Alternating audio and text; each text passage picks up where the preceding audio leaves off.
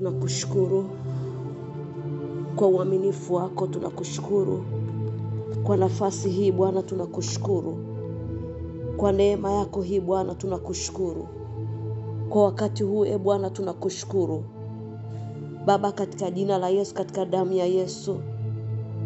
Tazama wakati huu Bwana, tumekusanyika mahali hapa kwa jina lako. Tunaitia damu yako Bwana kwenye sesheni hii. Tunaitia jina lako Bwana kwenye sesheni hii. Tunaitia uwepo wako Bwana kwenye sesheni hii. Tunaitia Roho wako Mtakatifu Bwana kuatamia sesheni hii.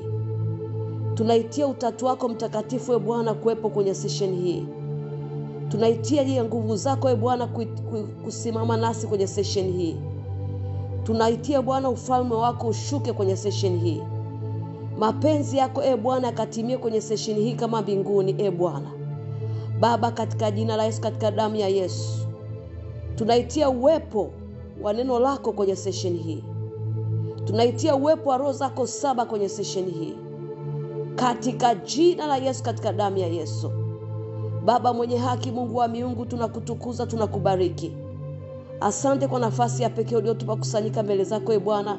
Tunapojiandaa kwa ajili ya kuvuka miezi 6 kuingia miezi 6 iliyobaki ya mwaka. Heshima na utukufu na sifa tunakurudishia Bwana uliyetupa nafasi hii. Kwa jina la Yesu, kwa damu ya Yesu Kristo wa Nazareti aliye hai Bwana. Tunaianza sesheni hii Bwana kwa jina la Mungu Baba na la Mwana na Roho Mtakatifu. Bwana Yesu asifiwe. Haleluya. Bwana Yesu asifiwe. Tunamshukuru Mungu kwa nafasi ya pekee ambayo amenipa mimi na wewe tena kusanyika mbele zake kwa ajili ya kulitia jina lake wakati huu ambapo tunajiandaa kuvuka miezi 6 kuingia miezi 6 iliyobaki ya mwaka. Kila mmoja fungua moyo wako mbele za Bwana. Hebu muabudu Bwana, mtukuze Bwana, muadhimishe kwa uaminifu wake mwingi, kwa rehema zake nyingi. Muinue kwa jinsi ambavyo ameonyesha ukuu wake kwako kwa miezi 6 yote tangu Januari inapoanza, pointi ya kwanza mpaka leo. Kila mtu ana kila jambo la kumwambia Mungu asante, kwa sababu kuna vitu vingi amkini Mungu amekusaidia, amekutegemeza. Yangine kuna vingine pia hata havijabadilika, lakini bado una uhai, unapumua, una pumzi, umekula, umekunywa, uko salama mpaka leo. Familia yako iko salama. Fungua moyo wako mbele za Bwana, mwambie Mungu asante. Mwambie Mungu, nimekuja mbele zako nikiwakilisha nyumba ya baba yangu, nimewakilisha nyumba ya mume wangu, nimewakilisha nyumba ya mke wangu. Nimekuja mbele zako kushukuru kwa ajili ya yote ambayo Mungu umenitendea toka mwaka unapoanza. Haleluya. Baba, katika jina la Yesu, katika damu ya Yesu Kristo wa Nazareti aliye hai. Mungu wa miungu, Baba wa amani, mfalme wa milele. Mungu uliyetukuka juu ya yote na vyote. Baba wa milele, Mungu wa amani, uliyekuweko, uliyeko na utakaye kuja. Mungu mwaminifu, tumeuona uaminifu wako. Tumekusanyika mbele zako tena Bwana kulitukuza, kuliadhimisha na kulihimidi jina lako takatifu, na kuliheshimu jina lako takatifu, na kulibariki jina lako takatifu. Mungu wa miungu, kwa damu ya Yesu Kristo aliye hai, tumesimama mbele zako Bwana kama ushuhuda ya kwamba Bwana umetusaidia, ya kwamba Bwana ulitusaidia, ya kwamba Bwana umetutegemeza.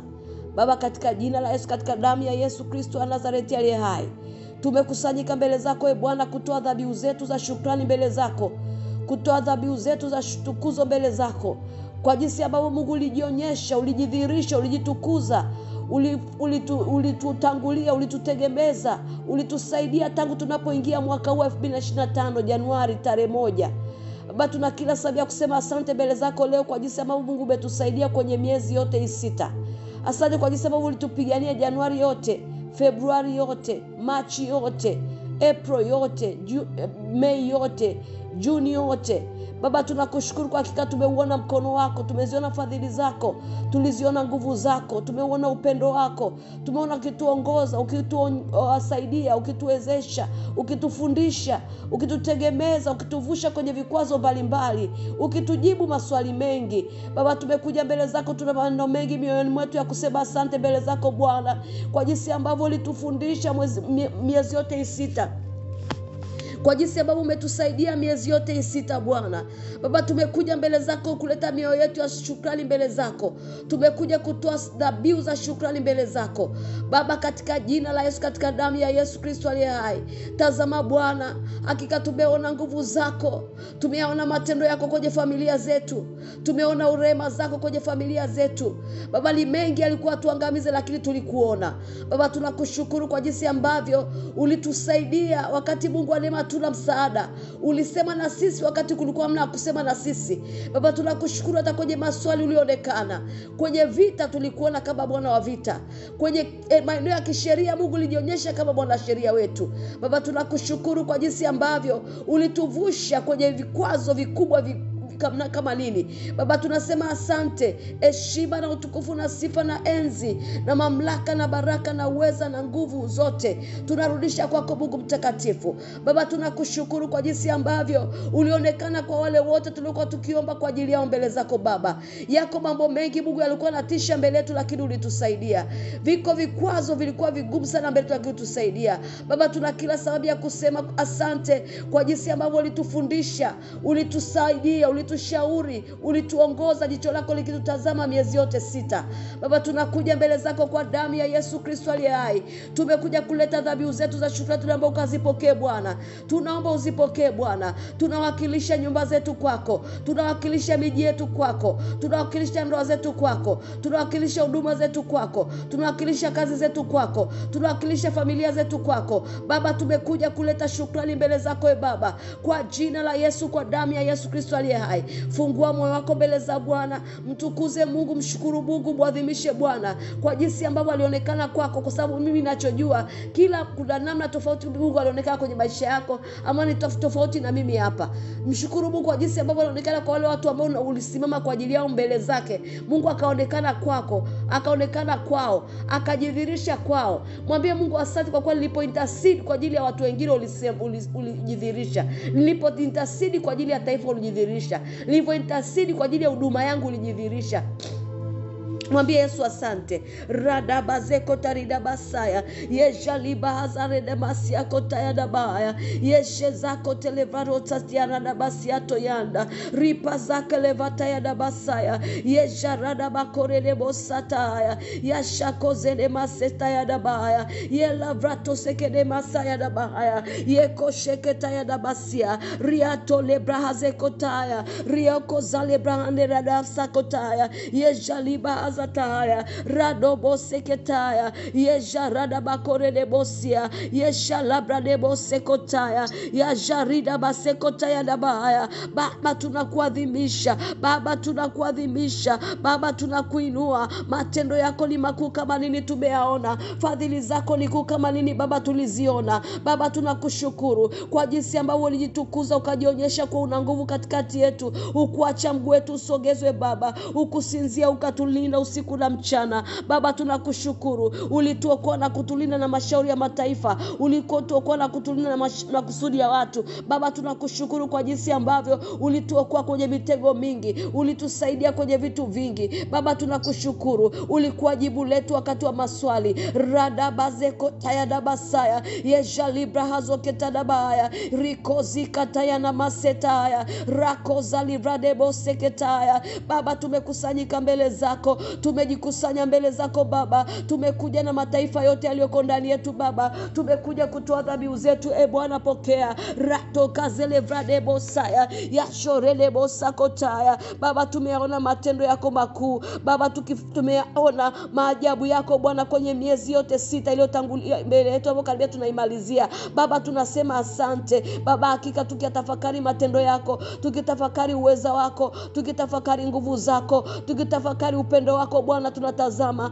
hakika hakuna wezaye kututendea uliotutendea Baba. Tumekuja mbele zako, tunakushukuru kwa mioyo yetu yote. Tunakushukuru Bwana kwa kucheza, tunakushukuru Bwana kwa kwa kusujudu. Tunakushukuru Bwana kwa tukuzo ndani za mioyo yetu. Baba tunakuomba pokea sifa. Baba pokea sifa. Tumeziona kazi zako katikati ya maisha yetu. Tumeona uwezo wako katikati yetu. Tumeona nguvu zako katikati yetu. Tumekuona ukitupigania katika haki. Baba tunasema asante. Umefanya matendo yako makuu kuwa wazi kwetu. Umefanya uaminifu wako kuwa wazi kwetu. Umefanya nguvu zako kuwa wazi kwetu. Baba tumekuja mbele zako kusema asante kwa jinsi ambavyo ulitulinda ukatupa afya njema miezi yote 6. Ulitulinda na kututunza Bwana. Ni wangapi Mungu wa neema walipatikana na mabaya, lakini Mungu sisi ni nani hata ututegemeze utuwezeshe kufika mahali hapa? Hakuna jambo jema tulilofanya la kutusaidia kufika mahali hapa salama. Ni neema yako tu Mungu ilitushika. Ni mkono wako Mungu Yesu ulitushika. Asante kwa jinsi ambavyo ulitutegemeza kwenye kazi,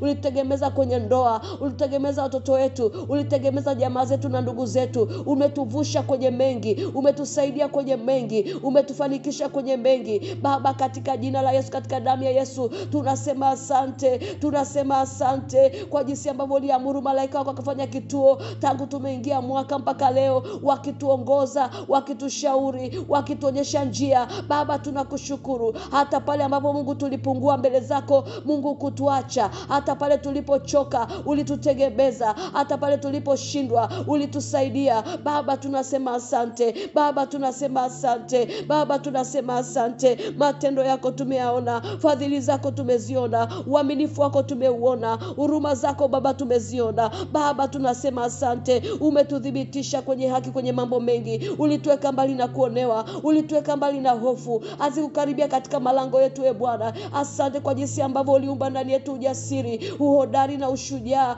kwenye maeneo ambayo Mungu alikuwa anatisha kama nini. Tunasema asante Yesu. Tunasema asante Yesu kwa jinsi ambavyo ulisawazisha vilima na milima mbele yetu, kwa jinsi ambavyo ulisawazisha vilima na milima mbele yetu. Baba tunakutukuza. Baba tunakutukuza. Baba tunakutukuza. Baba tunakutukuza kwa mioyo yetu Bwana, tunakuadhimisha kwa mioyo yetu yote Bwana, tunakutukuza kwa mioyo yetu yote Bwana, tunakutukuza. Baba pokea sifa na tukuzo na heshima. Rada bazekota ya dabaya yekota ya na mareda basi ya kotaya shakarida basekotaya shokane mezere debo sekotaya ya jola bauza tene mesatayanda rikosatea ripashekataya riazole brahaze kotaya shakani mazali brahaze kotaya ya jareda basakotaya. Bwana umeyafanya matendo yako kwa ukumbusho kwenye maisha yetu. Matendo yako yamekuwa ni ukumbusho na ajabu kwenye maisha yetu. Wewe Bwana umejaa fadhili, wewe Bwana umejaa rehema. Shakerede bosakotaya, umewapa wakuchao fadhili zako, umewapa wakuchao rehema zako, umewapa wakuchao nguvu zako, umewapa wakuchao ulinzi wako. Tumekuona Bwana ukituzingira kama milima inavyozunguka Yerusalemu sana ulivyosaka jina lako. Tumekuona ukituzingira kwa kuta pande zote.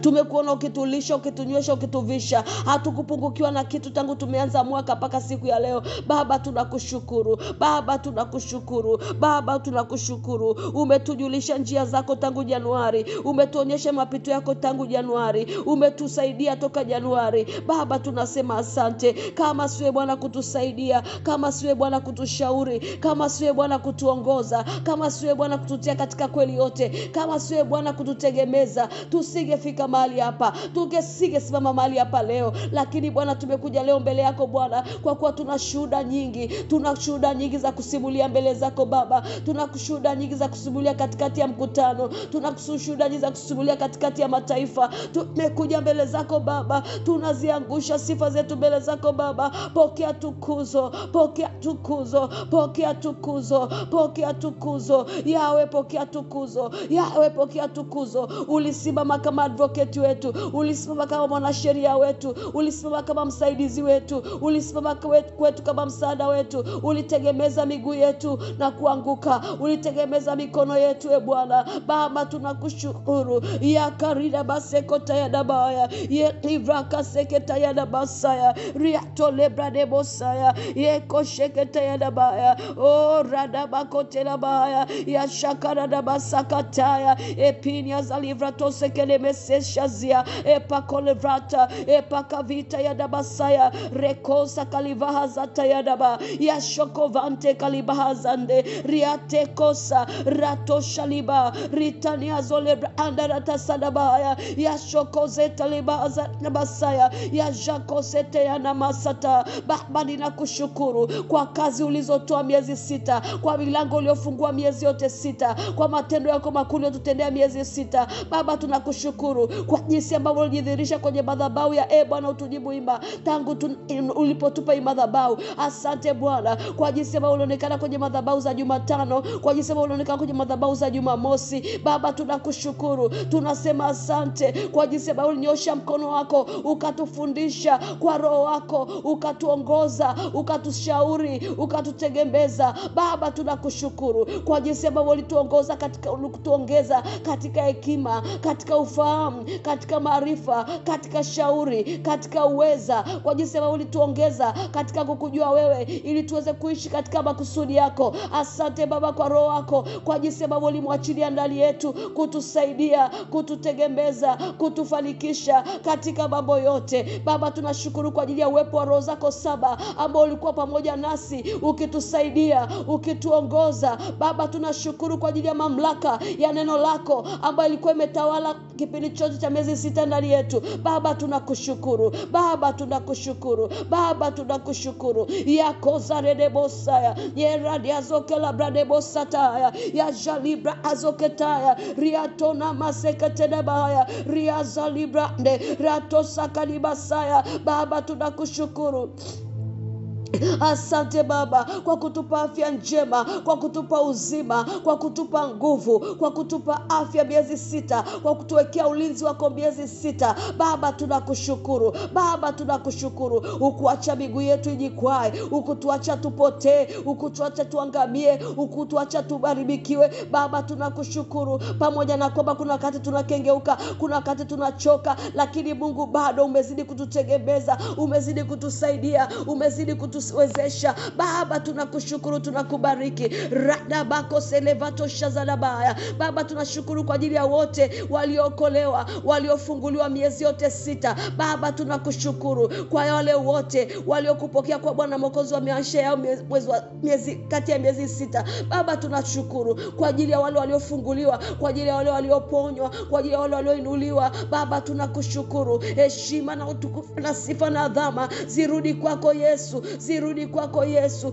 Asante kwa biashara zilizofunguliwa kwenye miezi 6. Asante kwa mitaji uliotoa miezi 6. Asante kwa wale ulioinua toka mavumbini miezi 6. Baba tunashukuru kwa kufuta machozi ya wale waliokuwa wanalia miezi 6. Baba tunasema asante. Baba tunasema asante kwa kufungua macho ya vipofu, kwa kufungua masikio ya viziwi. Baba tunakushukuru. Rada bashakata lebrada basaya reto shakelevato yadabaya. Asante Bwana kwa viturutubisho mbalimbali vya neno lako ambavyo ulitupa kwenye mtu wetu wa ndani. Baba tunashukuru kwa kutujalia kuna kulisha utu wetu wa ndani. Asante Baba wa amani, Mungu wa miungu, kwa ajili ya vyakula vya kila namna ambavyo Mungu umetulisha tangu Januari, ambavyo Mungu umetupa tangu Januari, ambavyo Mungu umeturutubisha navyo toka Januari.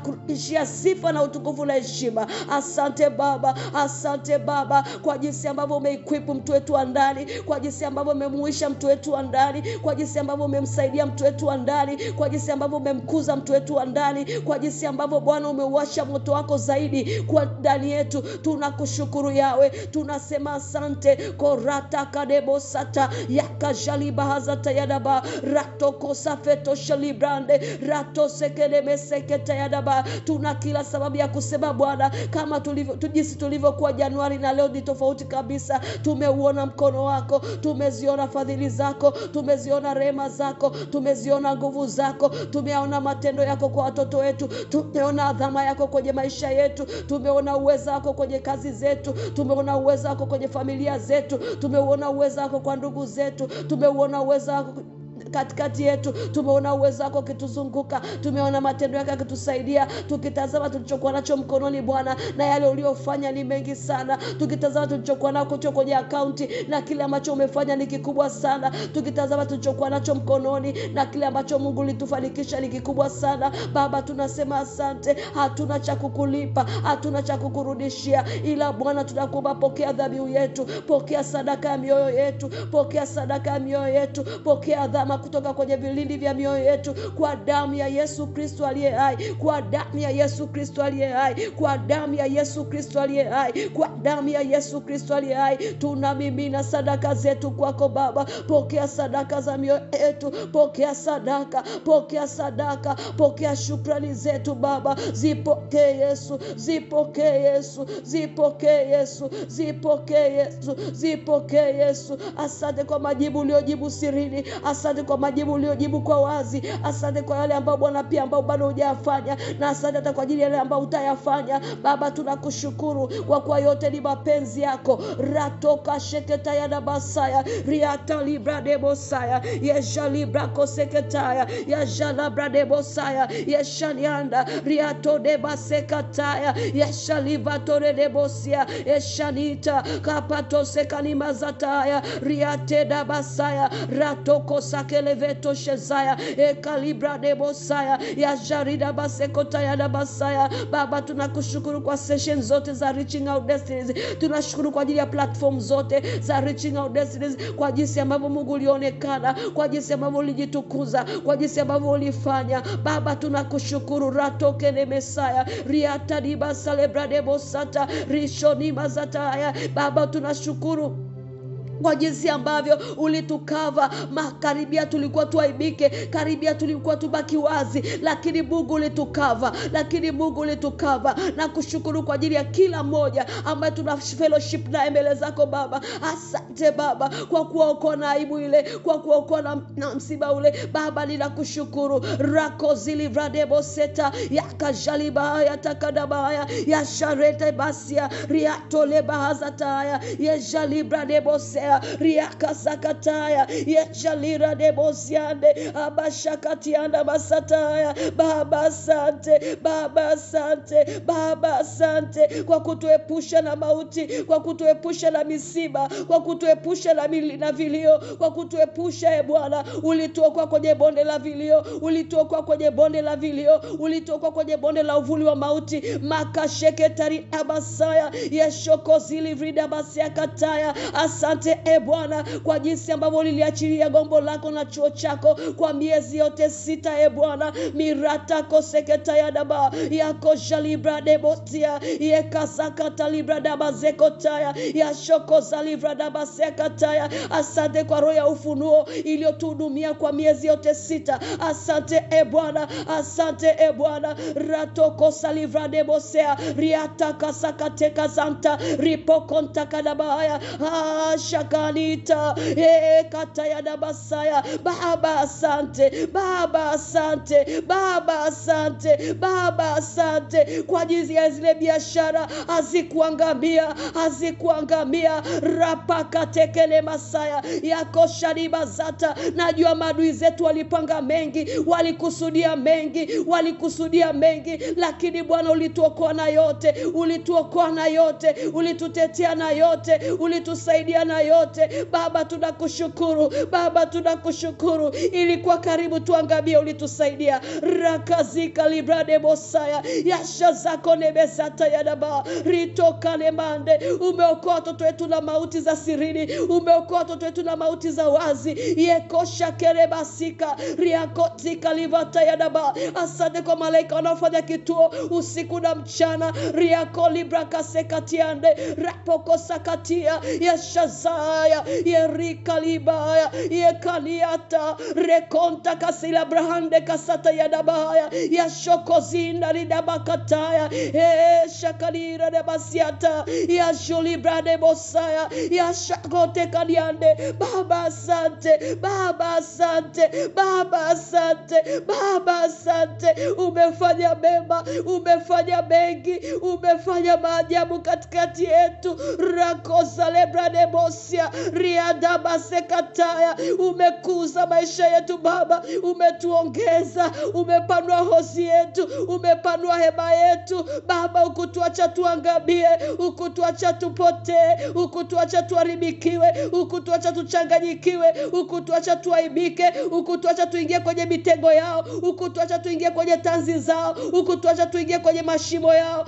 Radabakatele bahaza kataya rikoziade. Baba, tumekuja mbele yako, tunashangilia ukuu wako, tunashangilia uweza wako, tunashangilia matendo yako makuu, tunashangilia ulinzi wako, tunashangilia wema wako, tunashangilia matendo yako makuu, tunashangilia mbele zako Yesu, tunashangilia mbele zako Baba, tunashangilia rakazaka tena baya. Hata sasa Bwana umetusaidia, hata sasa Bwana umetuvusha, hata sasa Bwana umetutegemeza, hata sasa Bwana umetufanikisha, hata sasa Bwana umetujibu, hata sasa kwenye miezi 6 Bwana umetusaidia. Yakataka na basata haya ya sharada bazeko taya, katika jina la Yesu, katika jina la Yesu, katika jina la Yesu, katika jina la Yesu Kristo wa Nazareti aliye hai, katika jina la Yesu Kristo wa Nazareti aliye hai, katika jina la Yesu Kristo wa Nazareti aliye hai. Arakazakataya yekadabazekotaya. Tumishi kweli karibu kwa ajili ya toba. Radabalebradekosaya. Bwana Yesu asifiwe. Yakazekataya. Bwana Yesu asifiwe. Yekazata. Bwana Yesu asifiwe. Bwana Yesu asifiwe. Amen. Sahi ukiwa tumebakiza dakika chache sana kuingia katika msimu mwingine, miezi 6 inayokuja mbele yetu ni miezi ambayo tunamhitaji Mungu kuliko kitu chochote. Na moja ya kitu ambacho kinamfanya Mungu amkaribie mtu ni maisha ya utakatifu, ni usafi wa mikono yake, ni usafi wa moyo wake, ni usafi wa hatua zake. Na ili Mungu atukaribie kwenye miezi 6 ni lazima tutengeneze njia zetu, tutengeneze mioyo yetu. Toba, hatufanyi toba kwa sababu ni mazoea au ni kwa sababu ni kitu ambacho tunakifanya ndani ya ratiba.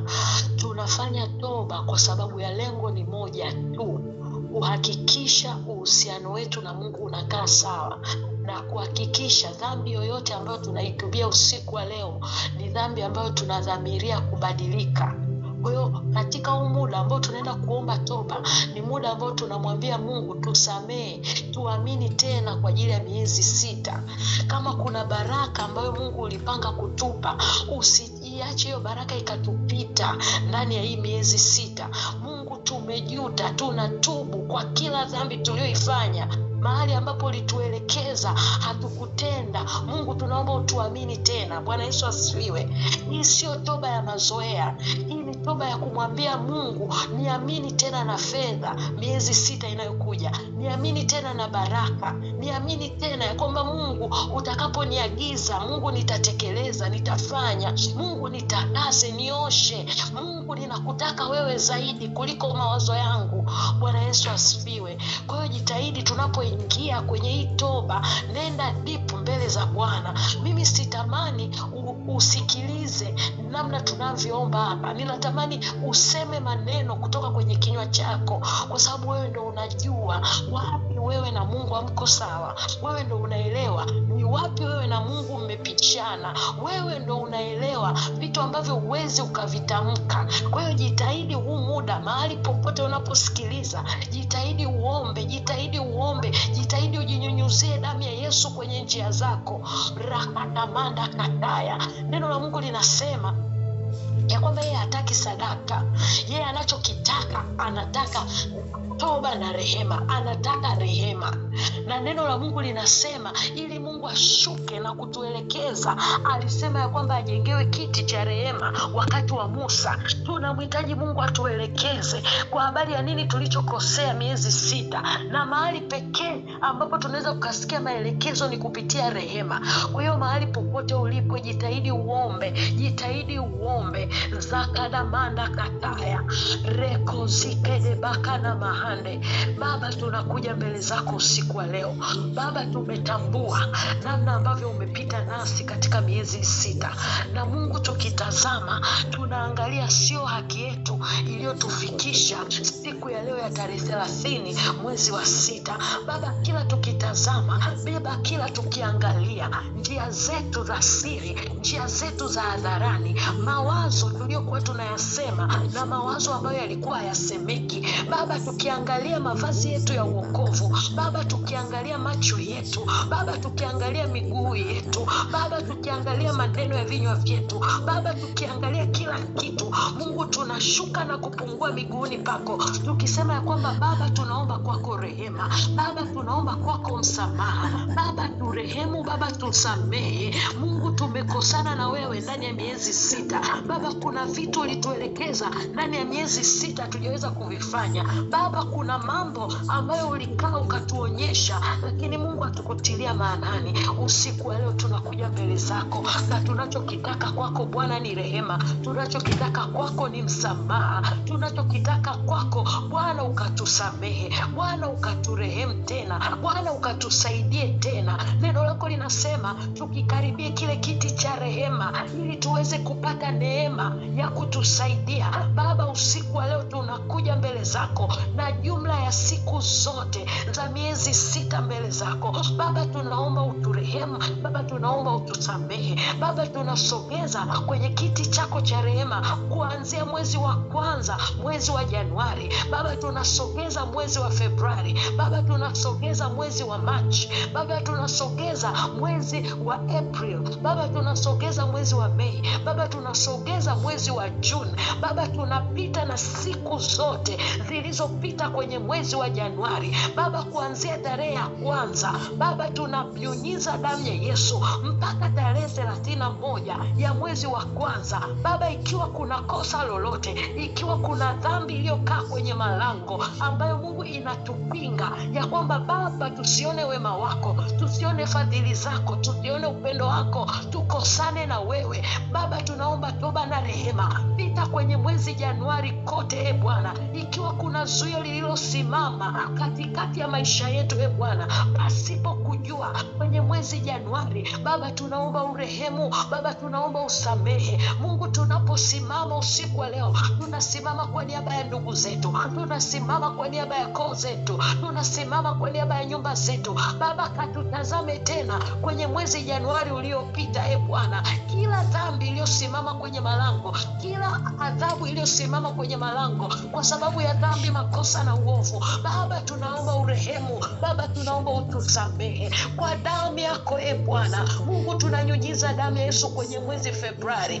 Baba, katika siku zote 28 ulizotupa, Baba, tunapita kwenye siku moja baada ya nyingine. Mungu, tunanyunyiza damu ya Yesu. Ikiwa kuna manuizo ya mabaya, ikiwa Bwana ulituelekeza hatukusikia, ikiwa Baba ulitukanya hatukusikia, Baba, tunaomba rehema zako usiku wa leo. Tunaomba rehema zako zikasimame pamoja nasi. Baba, tunaomba rehema zako, katutazame tena kama familia, katuangalie tena kama familia. Mungu, hatuna pa kwenda. Pita Baba kwenye mwezi Februari, Mungu, tukinyunyiza damu ya Yesu kwenye mwezi wote. Mungu, tunaomba urehemu. Baba, tunaomba usamehe. Pita kwenye kila wiki la mwezi wa Februari, Bwana. Pita katikati ya kila masaa, pita katikati ya kila dakika, Bwana. Pita katikati ya siku zote za uovu zilizosimama kwenye mwezi wa Februari, siku za mabaya za mwezi wa Februari. Baba, tunaomba toba na rehema. Baba, turehemu, tusamehe. Neno lako linasema tusimpe ibilisi nafasi. Pita kwenye mwezi Februari. Kama mahali popote tulimpa ibilisi nafasi, akatupiga, akatutoa kwenye reli, akatutoa kwenye njia yako. Baba tunaomba urehemu, Baba tunaomba usamehe. Baba tunanyunyiza damu ya Yesu kwenye mwezi wote wa Machi, Baba kuanzia tarehe ya kwanza mpaka tarehe ya mwisho. Baba tunaomba urehemu, Baba tunaomba usamehe. Pita katika kila siku, pita katika kila saa, pita katika kila dakika. Baba nyunyiza damu ya Yesu juu yake. Baba tunanyunyiza damu ya Yesu juu yake. Baba kwenye siku 31 zote ulizotupa kupumua kwenye mwezi Machi, pamoja na familia, pamoja na watoto, Baba tunaomba urehemu, Baba tunaomba usamehe. Tumetambua ya kwamba zipo dhambi, yapo makosa yanayotupinga kwenye malango. Baba tunaomba urehemu, Baba tunaomba usamehe. Pita katikati ya kila ardhi tuliyokanyaga kwa mwezi wa Machi. Baba achia rehema zako, Baba achia rehema zako, Baba achia rehema zako. Pita kwenye kila nia tuliyokuwa nayo kwenye mwezi wa Machi, chochote kilichosimama kwenye huu mwezi. Baba tunaomba rehema, Baba tunaomba toba. Ikiwa tulihusika kwenye mwezi Machi kwa kujua au kutokujua kuweka mabaya kwenye maisha ya wengine, Baba tunaomba urehemu, Baba tunaomba usamehe. Baba tunaomba utusamehe Bwana, tunajutia makosa yetu, tunajutia uovu uliosimama malangoni. Baba tunakuja mbele zako kwa ajili ya mwezi Aprili Bwana. Baba tunanyunyiza damu ya Yesu kwenye huu mwezi. Baba tunaomba toba na rehema mahali popote tulipojikwaa, mahali popote ambapo hatukukufanyia ibada sawa sawa, mahali popote ambapo Baba hatukutoa sadaka sawa sawa. Baba tunajuta na dhambi zetu mbele yetu daima. Baba tunanyunyiza damu ya Yesu kwenye mwezi wote wa Aprili Bwana, katikati ya siku 30. Baba tunaomba toba na rehema. Ikiwa tulipohema tulijua ni kwa uweza wetu, tulipopumua tulijua ni kwa nguvu zetu, mahali popote kwenye mwezi Aprili Bwana ambapo tulijichukulia utukufu, Baba tunaomba urehemu, Baba tunaomba usamehe. Kila maneno tuliyotamka kwenye Aprili kwa sababu ya uovu, kwa sababu ya dhambi, kwa sababu ya siku za uovu, Baba tunaomba urehemu, Baba tunaomba usamehe. Kila maneno tuliyotamka ambayo Bwana yametukosanisha na wewe, usiku wa leo kwa damu ya Yesu, pita kwenye malango ya familia, pita kwenye malango yote yanayohusika na maisha yetu. Baba kumbuka rehema, Baba kumbuka rehema. Umesema ni mwingi wa rehema. Baba tunapita kwenye mwezi Mei, Baba tunanyunyiza damu ya Yesu kwenye mwezi Mei Bwana. Tunaomba toba na rehema kwa ajili ya kila hofu iliyopita kwenye mwezi Mei Bwana. Tukaacha kukusikiliza, tukaacha kukupenda, tukaacha kusimamia shauri lako. Baba tunaomba uturehemu, Baba tunaomba usamehe. Na kwenye mwezi Machi Bwana, rehemu, samehe kila uharibifu wa kila namna, kila manuizo ya kila namna, mahali popote imani zetu ziliposhuka, mahali popote mabaya yalipotushinda, Baba turehemu, Baba tusamehe. Endelea kumwambia Mungu maneno, wewe unajua njia zako zikoje. Takasa njia zako, takasa njia zako Baba. Pita kwenye njia Baba, pita kwenye njia za familia Baba, tunaomba urehemu, Baba tunaomba usamehe. Baba tunanyunyiza damu yako ya utakaso Baba, tunaomba ukatukubali tena. Rekoto bradaka na manda teketeke baka na manda. Mwambie Yesu, mwambie Yesu takasa, mwambie Yesu nioshe, mwambie Yesu pita kwenye imbe. Rekete na badaba Baba urehemu tusamehe. Rekoto bredeke de bazada manda. Tunapita kwenye mwezi Juni Bwana, rekesheketa manda Baba, uangalie mwezi Juni Bwana, turehemu tusamehe. Umesema na sisi vingi, lakini hatujawahi kuvitia maanani.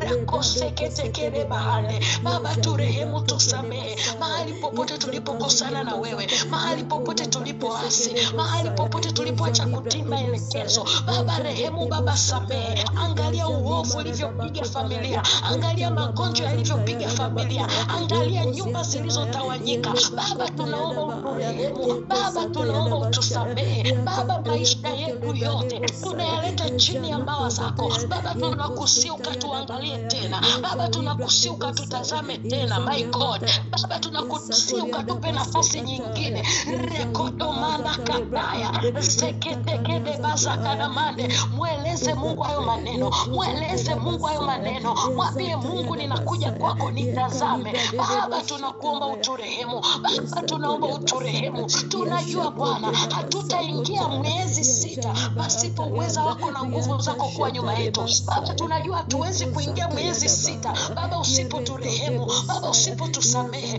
usipotutangazia msamaha kwenye ardhi zetu, usipotangaza msamaha kwenye nyumba zetu, usipotangaza msamaha kwenye ndoa, usipotangaza msamaha kwenye familia. Baba rehemu, Baba samehe. Neno lako linasema katikati ya kila ghadhabu, Baba tuombe rehema. Baba pita kwenye ghadhabu zilizopita nasi katika miezi 6 Baba, ghadhabu za magonjwa, ghadhabu za fedhea, ghadhabu za aibu, Baba tunazileta mbele zako. Tunaomba rehema zako. Yamkini Mungu ni sisi, ni ile familia ambayo hatustahili kujibiwa, hatustahili kusikilizwa, lakini neno lako linasema wewe ni mwingi wa rehema, wewe ni mwingi wa rehema. Unasema unagairi mabaya, unasema unagairi mabaya. Baba kwa damu ya Yesu, Baba kwa damu ya Yesu, tunaomba ugairi mabaya, tunaomba ugairi mabaya. Ukumbuke rehema, ukumbuke rehema. Rehema zako zituingize miezi 6 inayokuja, rehema zako zitubebe miezi 6 inayokuja,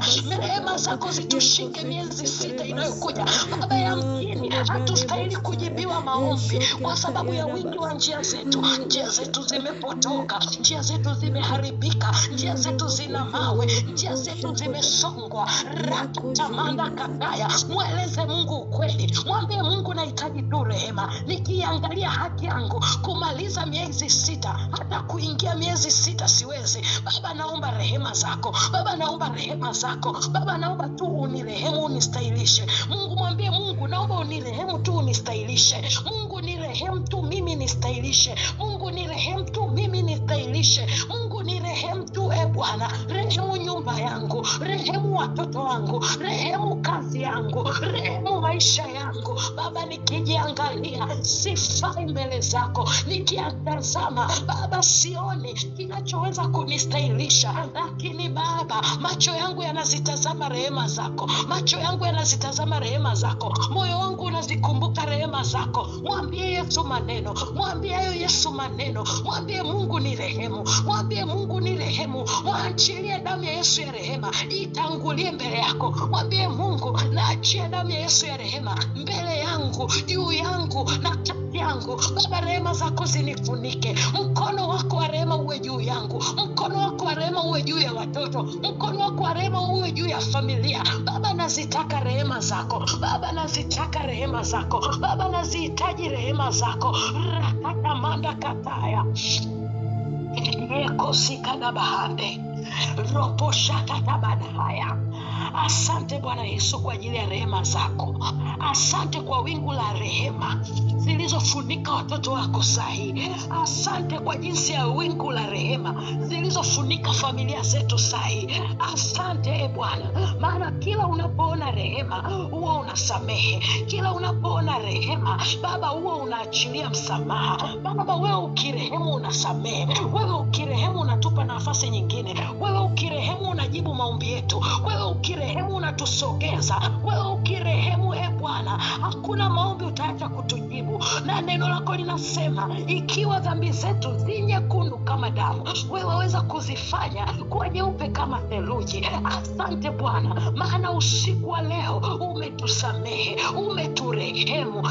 Asante kwa ajili ya rehema zako zinazosimama kwenye malango ya nyumba zetu, zinazosimama kwenye malango ya kazi, zinazosimama kwenye malango ya biashara, zinazosimama kwenye malango ya vyote ulivyotupa tunavyovimiliki na kuvitawala. Asante Bwana Yesu, asante Bwana Yesu, maana umetupa nafasi nyingine, umetupa nafasi ya pili. Baba tunapokea kwa unyenyekevu, hatupokei kwa kawaida, hatupokei kwa mazoea. Asante Bwana Yesu kwa uaminifu wako.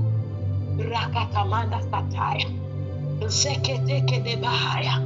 Saa ina tamani, kabla sijamkaribisha mtumishi wa Mungu, nyunyiza damu ya Yesu juu yako, nyunyiza damu ya Yesu juu yako, Nyunyiza damu ya Yesu juu yako. Nyunyiza damu ya Yesu juu ya familia. Nyunyiza damu. Mwambie Mungu, na nyunyiza damu kwa ajili ya msimu ninaoingia, kwa ajili ya msimu mpya ninaoingia. Baba, ninanyunyiza damu, maana ninajua damu ikikaa, damu yako inanena mema. Damu yako ikikaa, damu yako inanipigania vita. Damu yako ikikaa, mabaya yataondoka, mema yatanijia. Baba, nanyunyiza damu ya Yesu juu ya nyumba yangu yote. Nanyunyiza damu ya Yesu juu ya mwili. Nanyunyiza damu ya Yesu juu ya kazi. Chochote kilichoko kwenye maisha yako, nyunyiza damu ya Yesu. Mwambie Mungu, najinyunyuzia damu ya Yesu. Baba, najinyunyuzia damu ya Yesu. Baba, nanyunyiza damu ya Yesu. Mahali popote ambapo mwili ulinishinda, kuanzia sasa nanyunyiza damu, mwili hautanishinda. Baba, nanyunyiza damu ya Yesu kwenye kazi za mikono, kwenye kila changamoto iliyopo kwenye biashara, iliyopo kazi, iliyopo mahali popote. Baba, ninatangaza damu yako iende ikanene mema. Damu yako ikanistirishe. Damu yako ikafanye sauti yangu ipate kibali mbele zako. Baba, najinyunyuzia damu juu ya watoto. Baba, nawanyunyuzia damu watoto wa kike na wa kiume. Baba, ninawashika kwa imani watoto wangu. Ninawanyunyuzia damu ya Yesu juu yao. Ninawashika wajukuu wangu kwa imani. Nanyunyiza damu ya Yesu juu yao. Baba, ninamshika mume wangu kwa imani. Nanyunyiza damu ya Yesu juu yake. Ninamshika mke wangu kwa imani. Nanyunyiza damu ya Yesu juu yake. Baba, ninanyunyiza damu ya Yesu kwenye vyote ninavyovimiliki na kuvitawala. Baba, ninanyunyiza damu. Baba, ninaachia damu yako. Baba, ninaachia damu yako iende kwenye biashara zangu zote. Baba, kazi za mikono, cheo changu, nafasi yangu, vyote ulivyonipa. Baba, kila ninachomiliki hapa duniani, kila ninachokishika kwenye ulimwengu wa roho, sasa Baba, ninaomba damu yako ikakae. Asante Bwana Yesu. Asante kwa ajili ya damu yako inayo overflow kwenye ardhi zote za kifamilia. Asante kwa ajili ya damu yako inayo overflow kwenye ardhi zote za familia. Baba, tunapoingia kwenye msimu mwingine, Baba, damu yako iende ika overflow. Damu yako ikaende ika overflow kwenye bloodline za familia. Tunaachia damu yako ikanene, ika overflow. Baba, damu yako iende kila mahali kwenye maisha yetu. Zakada mahande. Asante Bwana Yesu. Kwa kuwa kwa damu yako tutashinda. Kwa kuwa kwa damu yako tutashinda mabaya. Tutashinda mabaya. Tutashinda uharibifu. Tutashinda kila hila za yule mwovu. Asante. Asante Bwana Yesu. Katika jina la Yesu nimeomba. Amen. Amen. Haleluya. Amen. Haleluya. Bwana Yesu asifiwe.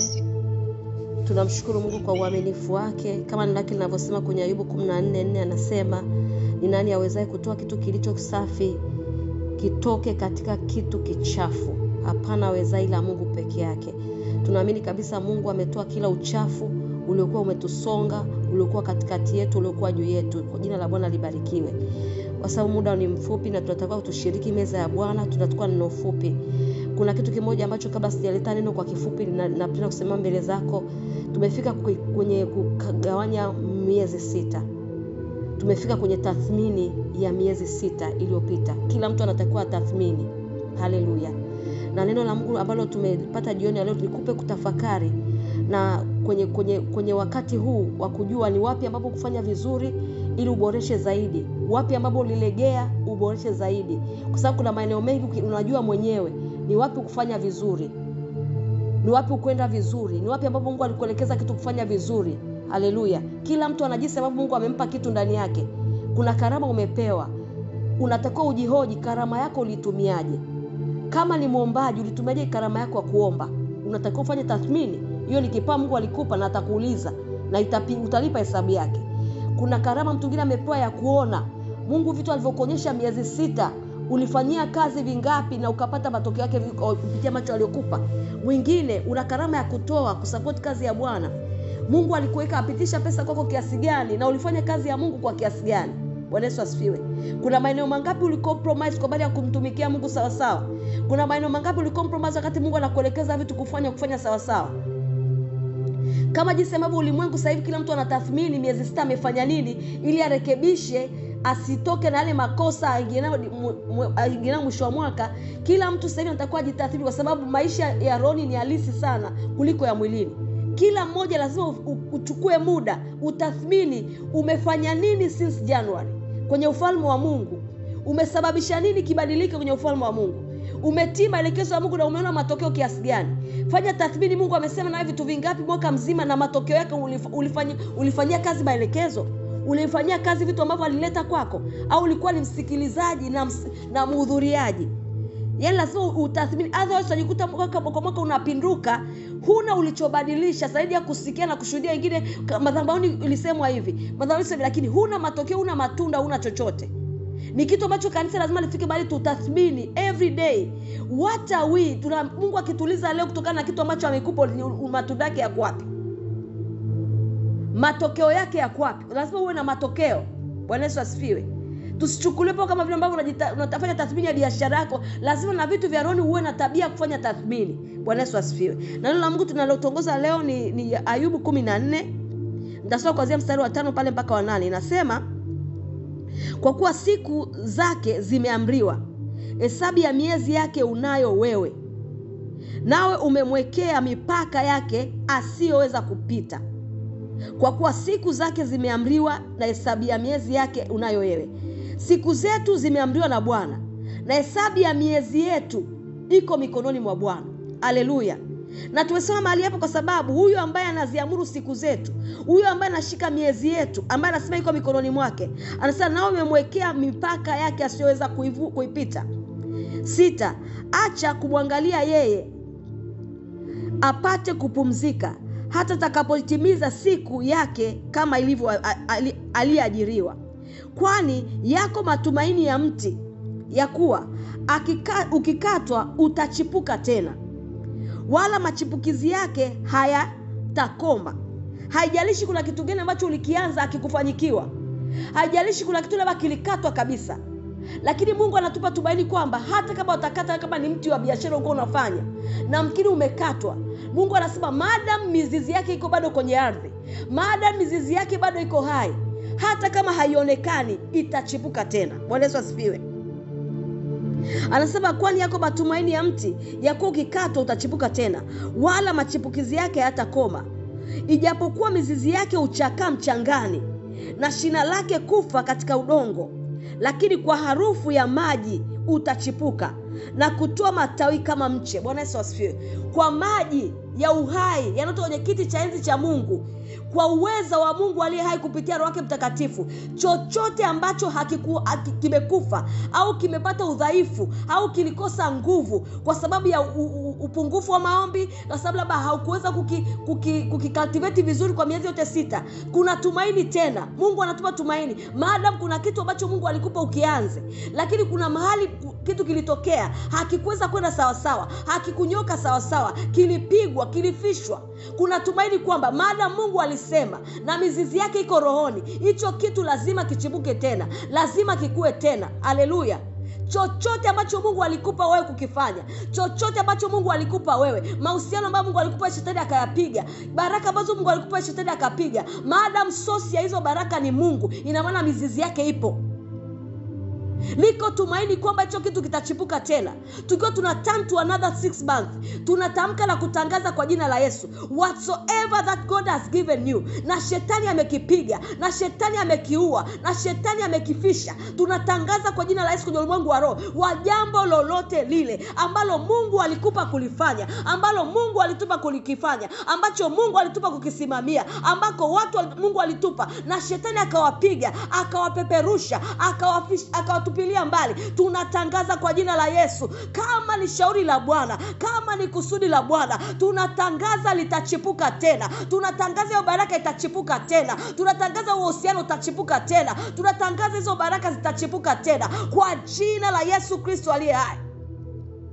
Baba, katika jina la Yesu ninakusihi kwa damu ya Yesu, chochote kile ambacho Mungu sosi ni wewe, chochote kile ambacho ulikiamuru kutoka madhabahuni mwako Mungu uliye hai, kwa ajili ya yote nasikia sauti yangu, kwa ajili ya familia zetu, ambacho Mungu mzizi uko kwako, mzizi uko rohoni, Baba tunakuomba kwa damu ya Yesu, chochote ambacho kiko kwenye mchanga, ambacho hakionekani kwa jinsi ya kimwili, kilikufa na alikata tamaa kabisa, akaona kabisa akiwezi kutokea tena, akiwezi kufanyikiwa tena, na akasema Mungu ulisema na lile jambo limekufa. Baba, kwa damu ya Yesu Kristo, sawa sana neno lako umesema mizizi iko mchangani. Baba, tunakuomba kwa damu ya Yesu, hilo jambo ambalo Mungu alionekani tena, hilo jambo ambalo amelikatia tamaa kabisa, hilo jambo amesema ambalo amesema hawezi kuliona tena, Baba ninakuomba kwa damu ya Yesu, ili kudhihirisha kwamba hili jambo lilikuwa la kwako. Baba ninakuomba ukaachilie nguvu ya kulichipua tena, la kulileta juu tena, la kulifunua tena, katika jina la Yesu, katika damu ya Yesu,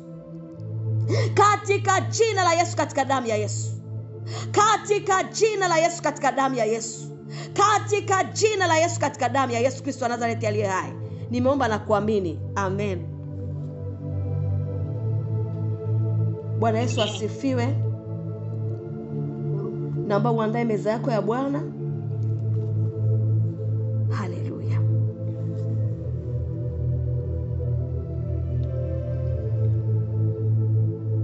Natumaini kila mtu alijiandaa na meza ya Bwana kama tulivyokutoa tangazo. Haleluya. Amen. Nitasoma neno la Bwana alafu tutaingia kwenye maombi moja kwa moja. Haleluya. Baba, katika jina la Yesu, katika damu ya Yesu, tazama tunajisogeza mbele zako tunapojiandaa kuingia kwenye meza yako takatifu. Baba, katika jina la Yesu, katika damu ya Yesu, tunakushukuru kwa kuwa Mungu tunaamini kabisa umeshatutakasa na kuturidhia kwa ajili ya kukaribia meza yako, kwa ajili ya kula na kunywa na kupokea urithi na ahadi zako zote ulizoziweka kwenye neno lako kupitia mwili na damu yako, katika jina la Yesu, katika damu ya Yesu Kristo wa Nazareti aliye hai. Asante Mungu uliye hai kwa neema yako ambayo inatubeba kutusaidia kuweza kupokea kila sehemu uliyoweka kwenye mwili wako na damu yako. Na sasa Bwana, kwa damu Yesu tunakusanyika mezani mwako, kila mmoja kwa namna yake na mataifa yaliyoko ndani yake, tukiamini kabisa Bwana kushiriki kwetu meza yako Bwana. Tunashiriki pamoja na wale wote tunaowaombea, tunashiriki pamoja na wale wote ambao tunawasimamia kama makuhani Baba, tukiamini kabisa ile sehemu ya mwili wako tunayopokea sisi tulio wengi, tunapokea mwili mmoja na katika mwili mmoja tunakula na kunywa pamoja na wale wote tunaowaombea, pamoja na wale wote ambao tunawabeba mbele zako usiku na mchana, katika jina la Yesu, katika damu ya Yesu Kristo wa Nazareti aliye hai, katika jina la Yesu Kristo wa Nazareti aliye hai. Baba, tunakushukuru kwa uaminifu wako, tunakushukuru kwa neema yako, tunashukuru kwa nguvu zako. Asante kwa matendo yako makuu ambayo Mungu unaenda kuyatenda kupitia meza ya Bwana. Ni kwa jina la Yesu, kwa damu ya Yesu Kristo wa Nazareti aliye hai tumeomba na kuamini. Amen. Bwana Yesu asifiwe. Inua mkate juu.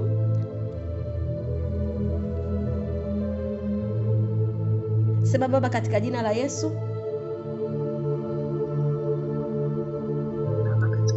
tunakushukuru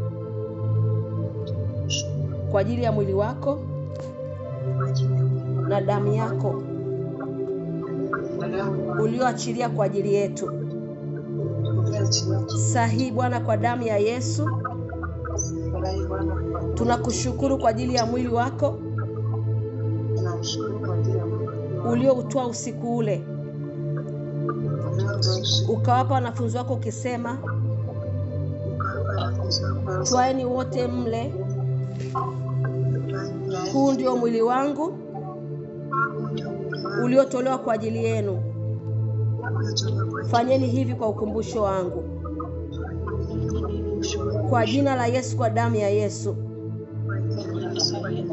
inua damu ya Yesu ulionayo.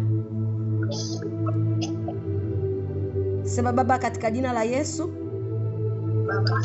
asante kwa kuwa usiku ule ulikitoa kikombe ukashukuru, ukawapa wanafunzi wako ukisema, nyweni nyote katika hiki, kwa kuwa hii ni damu ya agano jipya iliyomwagika kwa ajili yenu.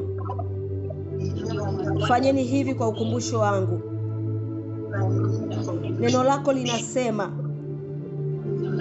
aulaye mwili wangu na kuinywa damu yangu ametoka mautini na kuingia uzimani. Kwa jina la Yesu, kwa damu ya Yesu, tunaposhika vitu vyote viwili mkononi mwako, kwa jina la Yesu, kwa damu ya Yesu, tunapoenda kushiriki mwili na damu ya Yesu, Tunapoenda kusimama mbele zako kushiriki mwili na damu ya Yesu, tunayapokea mapenzi ya Mungu yaliyoletwa na Yesu Kristo kupitia mwili na damu yake. Kwa jina la Yesu, kwa damu ya Yesu, napokea afya njema, napokea uzima, napokea baraka, kwa kuwa Yesu alikwisha kufanyika laana kwa ajili yangu. Kwa jina la Yesu, kwa damu ya Yesu, ninatangaza na kutamka kwa damu ya Yesu, kwa silaha ya ushindi dhidi ya mauti ambao Yesu alishinda alipofufuka kutoka kaburini. Ninabatilisha kila namna ya mauti inayoonekana na isiyoonekana ambayo iko ndani yangu na wale wote ninaowaombea na kwenye mazingira yangu, kupitia mauti ya Kristo Yesu na kufufuka kwake toka kaburini. Kitu changu chochote kile kilichotangaziwa mauti, kilichotangaziwa kufa, natangaza kwa jina la Yesu, naposhiriki mwili na damu ya Yesu, kimetoka mautini na kuingia uzimani, kimefufuka kwa jina la Yesu Kristo aliye hai. Ninatangaza kwa jina la Yesu Kristo, ninapojiandaa kuvuka miezi 6, natangaza msimu mpya mbele yangu. Nafungua msimu mpya kwa mwili na damu ya Yesu mbele yangu. Nafungua msimu mpya mbele yangu kwa damu ya Yesu. Natangaza msimu mpya kwa jina la Yesu. Nafungua msimu mpya mbele yangu kwa damu ya Yesu. Msimu mpya wa baraka mbele yangu. Natangaza msimu mpya mbele yangu. Sitaumwa kwa jina la Yesu miezi 6 iliyobaki. Sitapata hasara miezi 6 iliyobaki. Sitaugua miezi 6 iliyobaki. Kwa jina la Yesu Kristo aliye hai. Kwa jina la Yesu Kristo aliye hai. Nimeyapokea mapenzi ya Mungu yote yaliyoandikwa kwenye mwili wake na damu yake kwa ajili yangu. Kila kitu kilichokuwa kwenye mwili wa Yesu na damu ya Yesu ninakipokea kwenye damu yangu, ninakipokea kwenye mwili wangu kwa jina la Yesu Kristo aliye hai. Mkate ni mmoja, sisi tulio wengi tu mwili mmoja pamoja na Kristo. Tu mwili mmoja pamoja na Kristo. Tu damu moja pamoja na Kristo. Hakuna tofauti kati ya damu ya Yesu na damu yangu. Hakuna tofauti kati ya mwili wa Yesu na mwili wangu. Kwa kuwa amesema ulaye mwili wake na kunywa damu yake, anaingia ndani yake na yeye ndani yangu. Kila urithi Yesu aliyokuja kurudisha kwenye damu yangu na upokea kwenye bloodline yangu. Na upokea kwenye bloodline yangu. Na upokea kwenye viuno vyangu. Na upokea kwa watoto wangu. Kwa damu ya Yesu Kristo aliye hai. Kwa damu ya Yesu Kristo aliye hai. Yesu alisema ya kwamba amekuja kuyatimiza mapenzi ya Baba. Amekuja kuyatimiza mapenzi ya yeye aliyempeleka. Ninayapokea mapenzi ya Mungu kupitia mwili na damu yake, na nguvu ya kuyatimiza mapenzi ya Mungu miezi 6 iliyobaki, na uwezo wa kuyatimiza mapenzi ya Mungu miezi 6 iliyobaki. Natangaza ninaposhiriki mwili na damu ya Yesu hii, hakuna sadaka itakayotolewa kinyume changu miezi 6 iliyobaki itakayofanikiwa. Hakuna dhabihu atakayotoa kinyume changu itakayofanyikiwa. Kwa jina la Yesu Kristo aliye hai. Ninaposhiriki mwili na damu ya Yesu, ninaitoa sadaka kwenye madhabahu ya moyo wangu.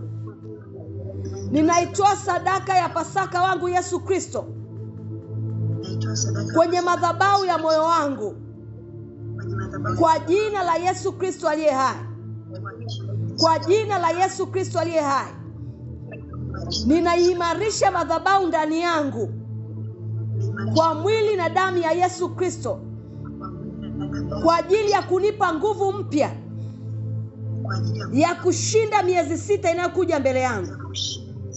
Natangaza kupitia madhabahu ya Mungu aliye hai ndani yangu, hakuna sadaka yenye nguvu yoyote ile itakayoshindana na sadaka iliyoko ndani yangu. Hakuna madhabahu yoyote itakayoweza kusimama kinyume changu itakayofanikiwa. Kwa jina la Yesu, kwa damu ya Yesu. Kwa jina la Yesu, kwa damu ya Yesu. Ninashiriki mwili na damu ya Yesu kwa kuyapokea mapenzi na makusudi yote ya Mungu ndani yangu, na yale yote niliyoandikiwa na Mungu mbinguni kwa miezi 6 iliyoko mbele yangu, ninayapokea kwa kushiriki mwili na damu ya Yesu. Ninayapokea kwa kushiriki mwili na damu ya Yesu. Kwa jina la Yesu, kwa damu ya Yesu. Vunja mkate mara 2, vunja mkate alafu shiriki.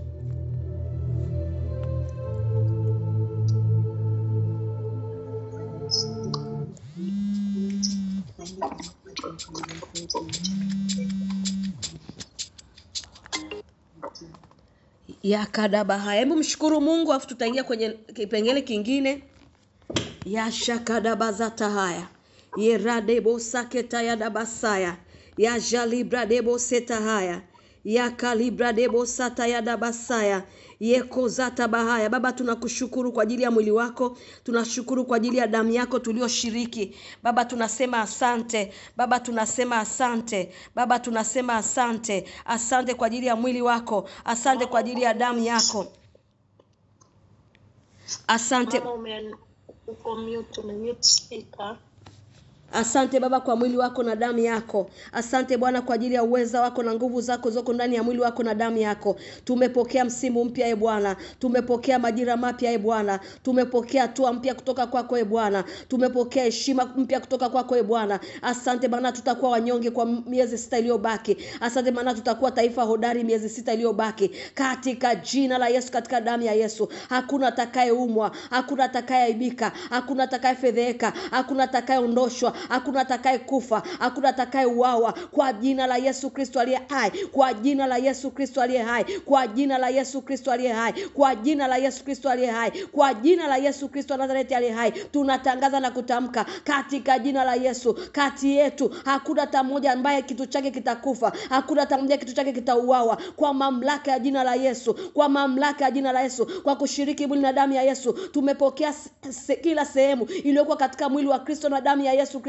Tunatangaza damu ya Yesu anzia saa hii ina run kwenye bloodline zetu, inasema kwenye bloodline zetu. Tunanyamazisha kupitia mwili na damu ya Yesu kila sadaka zilizotolewa kinyume chetu kwa miezi 6 hazitaweza kusimama, hazitaweza kufanyikiwa. Kwa jina la Yesu, kwa damu ya Yesu, kwa jina la Yesu, kwa damu ya Yesu, kwa jina la Yesu, kwa damu ya Yesu, kwa jina la Yesu, kwa damu ya Yesu, kwa jina la Yesu, kwa damu ya Yesu aliye hai. Tumeomba na kuamini na kupokea kwa jina la Yesu Kristo wa Nazareti, Bwana Mungu aliye hai. Tunatangaza makusudi ya Mungu, mapenzi ya Mungu yote yatatimia kwetu, yatathibitika kwetu kwa kushiriki mwili na damu ya Yesu Kristo aliye hai. Tunatangaza tumepokea ushindi, tumepokea breakthrough, tumepokea msimu mpya kwenye kila eneo la maisha yetu, kwenye kila eneo la maisha yetu, na watu wote tunaowaombea, na watu wote wanaotuhusu, kwa mamlaka ya jina la Yesu na damu ya Yesu Kristo aliye hai. Tumeomba yote haya tukiamini na kupokea. Amen. Bwana Yesu asifiwe. Tunaingia sasa kwenye kuombea miezi 6 iliyoko mbele yetu. Bwana Yesu asifiwe. Lazima tuseme na miezi 6 iliyoko mbele yetu. Mungu anasema ni Mungu anayetangaza mwisho tangu mwanzo. Haleluya. tunaenda kutangaza kwenye milima walikokaa, kwenye mivilima walikosimama, kwenye mabonde walikokaa, chini ya miti walikokaa, kwenye njia panda, kwenye masoko, kwenye vituo mbalimbali wanavyokutana sahihi, kwa ajili ya kusimama kinyume kuprogram miezi 6 mbele yetu. Bwana Yesu asifiwe. Tunaenda kutangaza kwenye hiyo milima. Bwana Yesu asifiwe. Kuna maneno ya Mungu nasema hivi kwenye Ufunuo, watakimbilia milima iwasaidie, itawakimbia. Kwa nini? Wachewa wana tabia kukaa kwenye milima kwa ajili ya kuprogram maisha ya watu. Wanakaa kwenye vilima, wanakaa kwenye misitu, wanakaa chini ya miti mirefu. Bwana Yesu asifiwe. Sasa tu Bwana la Bwana kwenye damu ya Yesu, jina la Yesu, moto kwenye milima, kwenye vilima, mahali popote kwenye viringe vya kichawi walikokaa sahihi kwa ajili ya kuharibu maisha ya watu kwenye miezi 6, wakiprogram vibaya. Bwana Yesu asifiwe. Kila mimba za madhara tamka walizotunga juu yako, juu ya ndugu zako, juu ya familia yako, juu ya mtaa wako, juu ya watu wako, juu ya biashara, juu ya kazi, tangaza hii miezi 6 ya kwamba mashauri yao hayatasimama, makusudi yao hayatakuwa. Bwana Yesu asifiwe. Nitakuwa na kuongoza hatua kwa hatua. Neno la Mungu linasema hivi, fanyeni shauri pamoja juu yetu, nalo litabatilika. Kusudieni neno, nalo litasimama, kwa kuwa Bwana yuko pamoja nasi. Sasa na kuongoza kwa scripture hii, utaenda kutangaza kwenye ulimwengu wa roho. Toa tangazo kwamba fanyeni shauri pamoja juu yangu. Sema, Baba, katika jina la Yesu. Baba, katika jina la Yesu. Ninatangaza kwenye ulimwengu wa roho. Tangazo. Ninalituma neno la Bwana kwenye mbingu na nchi na maji, kwenye vilima na milima, kwenye mito na bahari, kwenye water body zote, kwenye misitu minene, kwenye maziwa, kwenye njia panda zote, kwa jina la Yesu Kristo aliye hai. Na kila mahali ambapo kuna viringe vya kichawi, ninatuma neno la Bwana kwenye makaburi, kwa jina la Yesu Kristo aliye hai. Wale mnao program mwezi, wale mnao program nyota, wale mnao program jua kinyume chetu kwa miezi 6 iliyoko mbele yetu, sikia neno la Bwana kwa jina la Yesu Kristo aliye hai. Imeandikwa, fanyeni shauri pamoja juu yangu, na wote ninaowaombea, nalo litabatilika. Kusudieni neno juu yetu miezi 6 iliyobaki, nalo halitasimama, kwa kuwa Bwana yuko pamoja nasi. Kwa jina la Yesu Kristo aliye hai. Tangazo.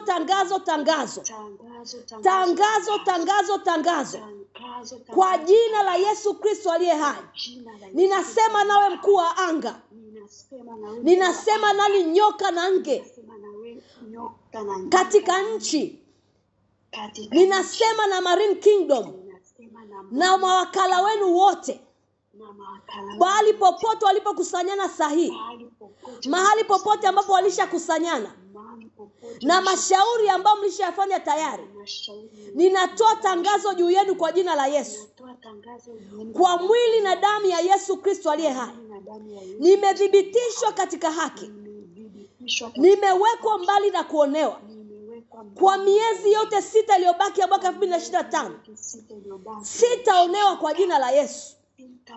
Sitakandamizwa kwa jina la Yesu. Sitalogwa kwa jina la Yesu. Sitakufa kwa jina la Yesu. Sitapunguzwa kwa jina la Yesu. Tangazo. Kila eneo nilolitaja na ambalo sijalitaja, kwa jina la Yesu Kristo aliye hai. Enyi mbingu, sikia neno la Bwana. Nchi, sikia neno la Bwana.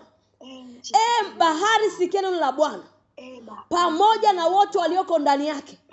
Ninatangaza kwa jina la Yesu, hakuna silaha itakayofanyika juu yetu Julai, Agosti, Septemba, Oktoba, Novemba na Disemba itakayofanikiwa juu yetu.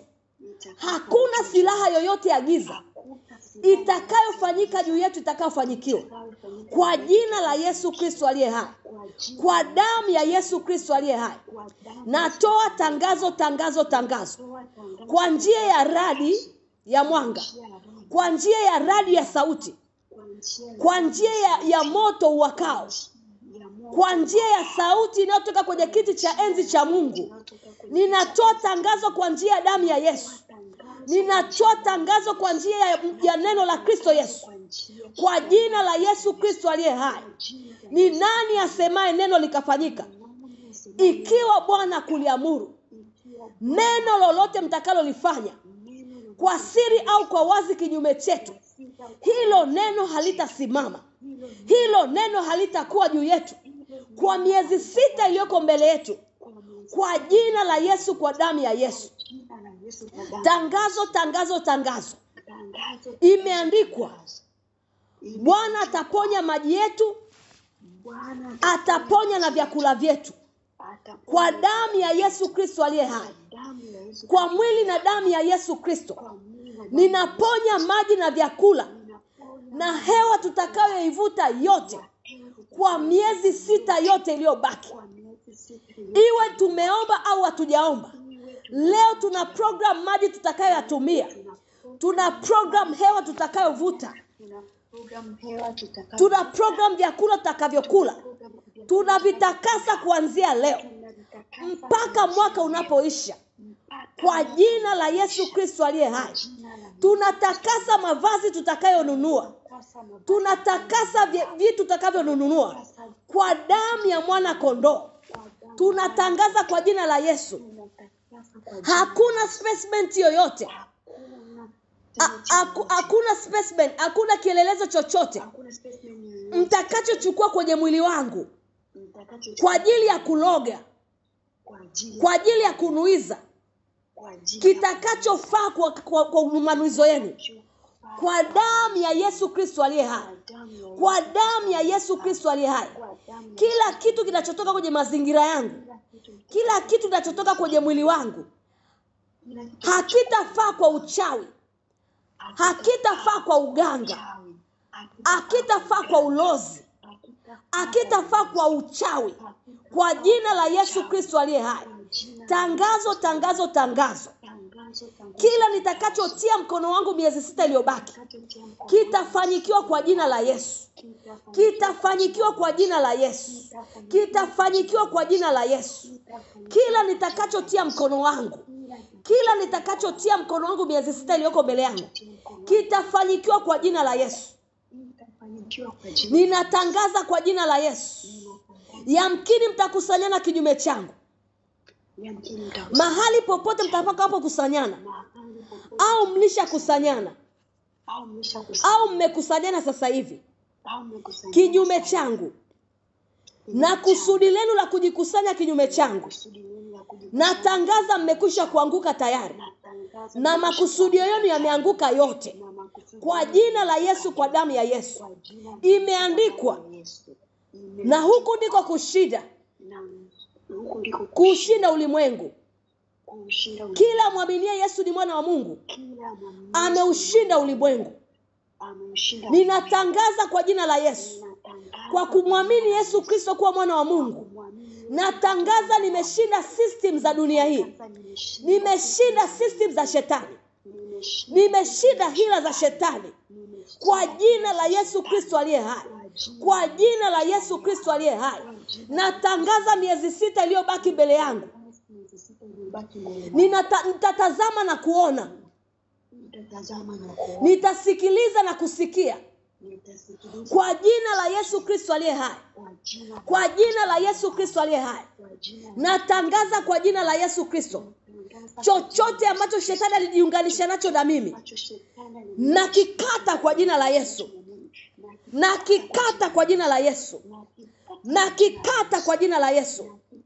Ninatangaza kwa damu ya Yesu, shauri la Bwana juu yangu kwa miezi 6 iliyoko mbele yangu ndilo litakalosimama. Makusudi ya Mungu juu yangu ndiyo yatakayosimama kwa damu ya Yesu Kristo aliye hai, ninajiungamanisha mimi hapa na makusudi ya kiungu juu yangu yaliyoko mbinguni kwa ajili yangu. Maana imeandikwa, kwa njia ya Yesu Kristo alipatanisha vitu vyote vya duniani na vya mbinguni. Nami kwa damu ya Yesu na kwa Yesu Kristo mwana wa Mungu najiconnect na vitu vya mbinguni kwa ajili yangu. Najiconnect na vitu vya mbinguni kwa ajili yangu.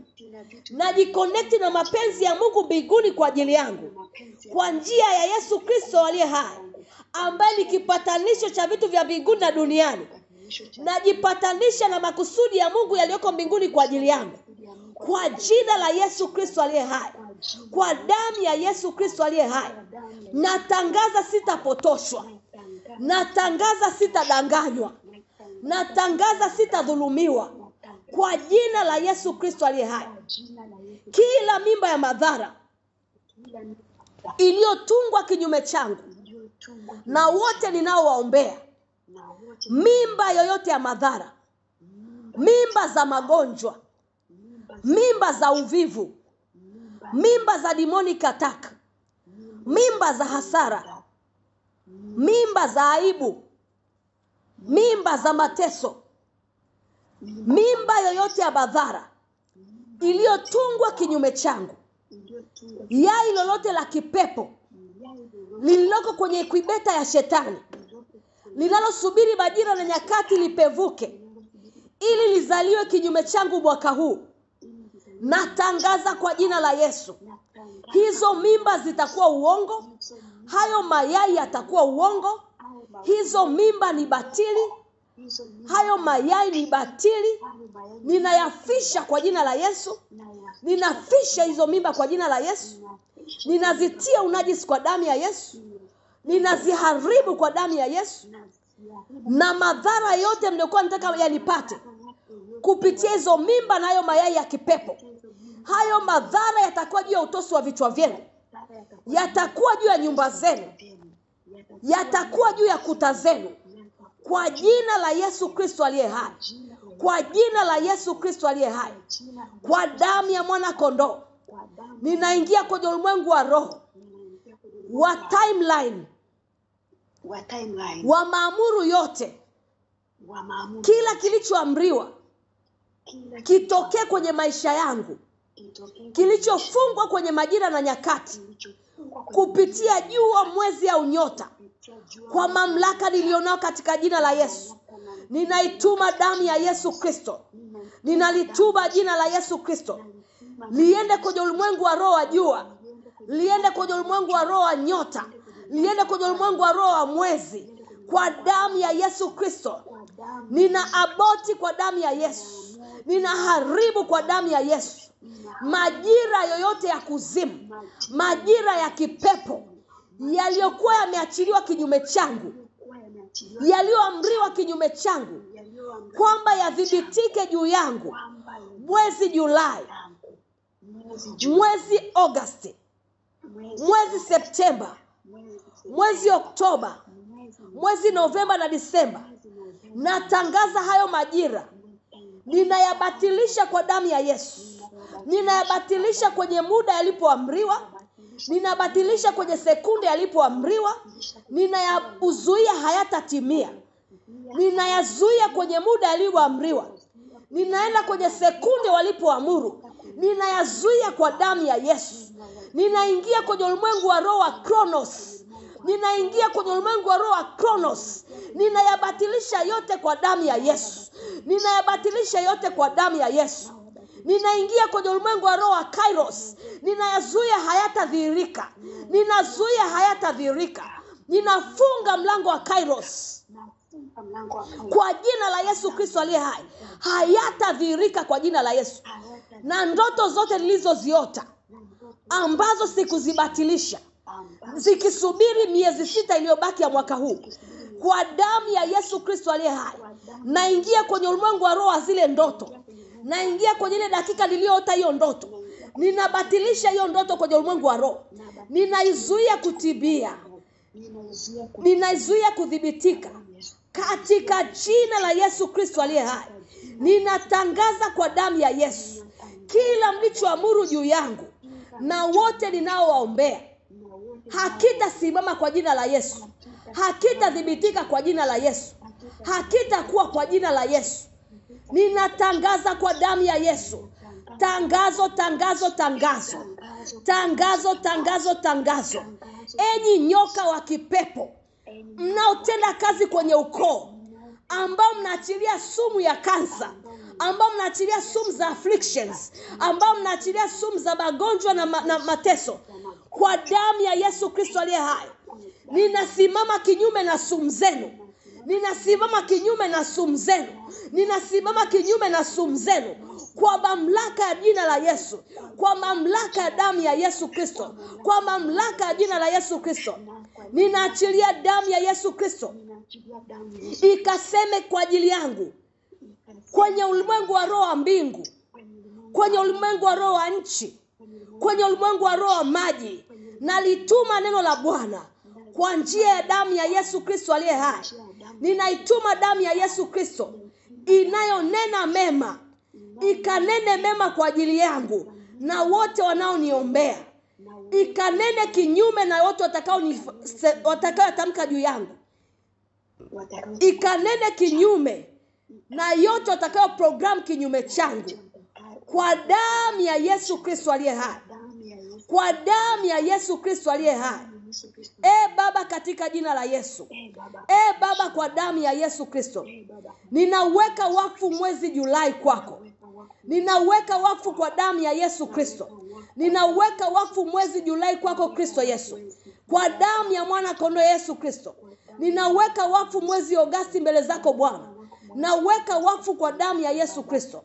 Ninaweka wakfu mwezi Agosti mbele zako Bwana. Naweka wakfu kwako kwa damu ya Yesu Kristo. Naweka wakfu mwezi Septemba kwako Yesu Kristo. Naweka wakfu kwa damu ya Yesu Kristo aliye hai. Ninaweka wakfu mwezi Oktoba kwako Yesu. Naweka wakfu kwako kwa damu ya Yesu Kristo. Naweka wakfu mwezi Novemba Bwana. Naweka wakfu kwako Yesu Kristo wa Nazareti. Naweka wakfu mwezi Disemba Bwana. Naweka wakfu kwako Yesu Kristo aliye hai, kwa damu ya Yesu Kristo aliye hai. Natangaza miezi 6 yote ya mwaka 2025 nimeiweka wakfu kwa Bwana, pamoja na sekunde zake, pamoja na saa zake, pamoja na dakika zake, pamoja na siku zake, pamoja na usiku wake na mchana wake. Nimeweka wakfu kwa Bwana. Nimezitenga kwa ajili ya makusudi ya Bwana, kwa jina la Yesu Kristo aliye hai. Natangaza kwa jina la Yesu, kwenye miezi yote 6 ya mwaka 2025, kwa kuwa nimeiweka wakfu kwa Bwana, itakuwa upande wa Bwana kwa ajili yangu, itakuwa upande wa Yesu Kristo kwa ajili yangu, itanitumikia kwa jina la Yesu, itatumika chini yangu kwa jina la Yesu, itakataa makusudi ya kuzimu kinyume changu kwa jina la Yesu. Baba, katika jina la Yesu Kristo, na ndipo sahihi mimi mwenyewe Bwana Yesu, pamoja na wote ninaowaombea, pamoja na nafsi zetu na roho zetu na akili zetu na miili yetu na viungo vyote vya ndani na vya nje, tunajiweka wakfu kwako Yesu Kristo. Tunajiweka wakfu kwako Yesu Kristo. Tunajiweka wakfu juu ya Julai. Tunajiweka wakfu juu ya Agosti. Tunajiweka wakfu juu ya Septemba. Tunajiweka wakfu juu ya Oktoba. Tunajiweka wakfu juu ya Novemba. Tunajiweka wakfu juu ya Disemba, kwa damu ya Yesu Kristo aliye hai. Tunajiweka wakfu kwako Yesu. Tunajiweka wakfu mikononi mwako Yesu. Saa hii Baba, kwa damu ya Yesu Kristo, ndipo tunapoomba sasa, Bwana, ufalme wako uje kwenye miezi yote 6. Ufalme wako uje kwenye miezi yote 6. Ufalme wako uje kwetu, Bwana. Uje kwenye kila eneo la maisha yetu, na lolote nalotaka lifanyike kwetu kwa miezi 6, kupitia mwezi Julai, Agosti, Septemba, Oktoba, Novemba na Disemba, likafanyikiwe kwa jina la Yesu. Likafanyikiwe kwa jina la Yesu. katika jina la Yesu, katika damu ya Yesu, katika jina la Yesu, katika damu ya Yesu. Baba, katika jina la Yesu tunajiweka mikononi mwako, tunajiweka mikononi mwako, tunajikabidhi mikononi mwako, tunajikabidhi mikononi mwako, tunajikabidhi kwa damu ya Yesu Kristo mikononi mwako. Tunakuomba Baba, kwa damu ya Yesu, achilia pumzi yako juu yetu, achilia pumzi yako juu yetu, achilia pumzi yako juu yetu, achilia pumzi yako kwenye mazingira yetu, achilia pumzi yako kwenye kila kinachotuhusu, katika jina la Yesu Kristo aliye hai, katika jina la Yesu Kristo aliye hai. Bwana Yesu asifiwe. Chukua mafuta yako kwa ajili ya kuwa anointed. Haleluya. Kata dabahaya. Tayari? Haleluya. Sema Baba, katika jina la Yesu. Baba, katika jina la Baba, katika damu ya Yesu. Baba, katika damu. Asante Bwana kwa uaminifu wako. Asante kwa kuturidhia na kutuweka wakfu kwako. Asante kwa kuturidhia. Nasi Bwana, kwa damu ya Yesu Kristo aliye hai, tunayasogeza mafuta haya mbele zako. Tunayatakasa kwa damu ya Yesu. Tunayatakasa kwa damu ya Yesu.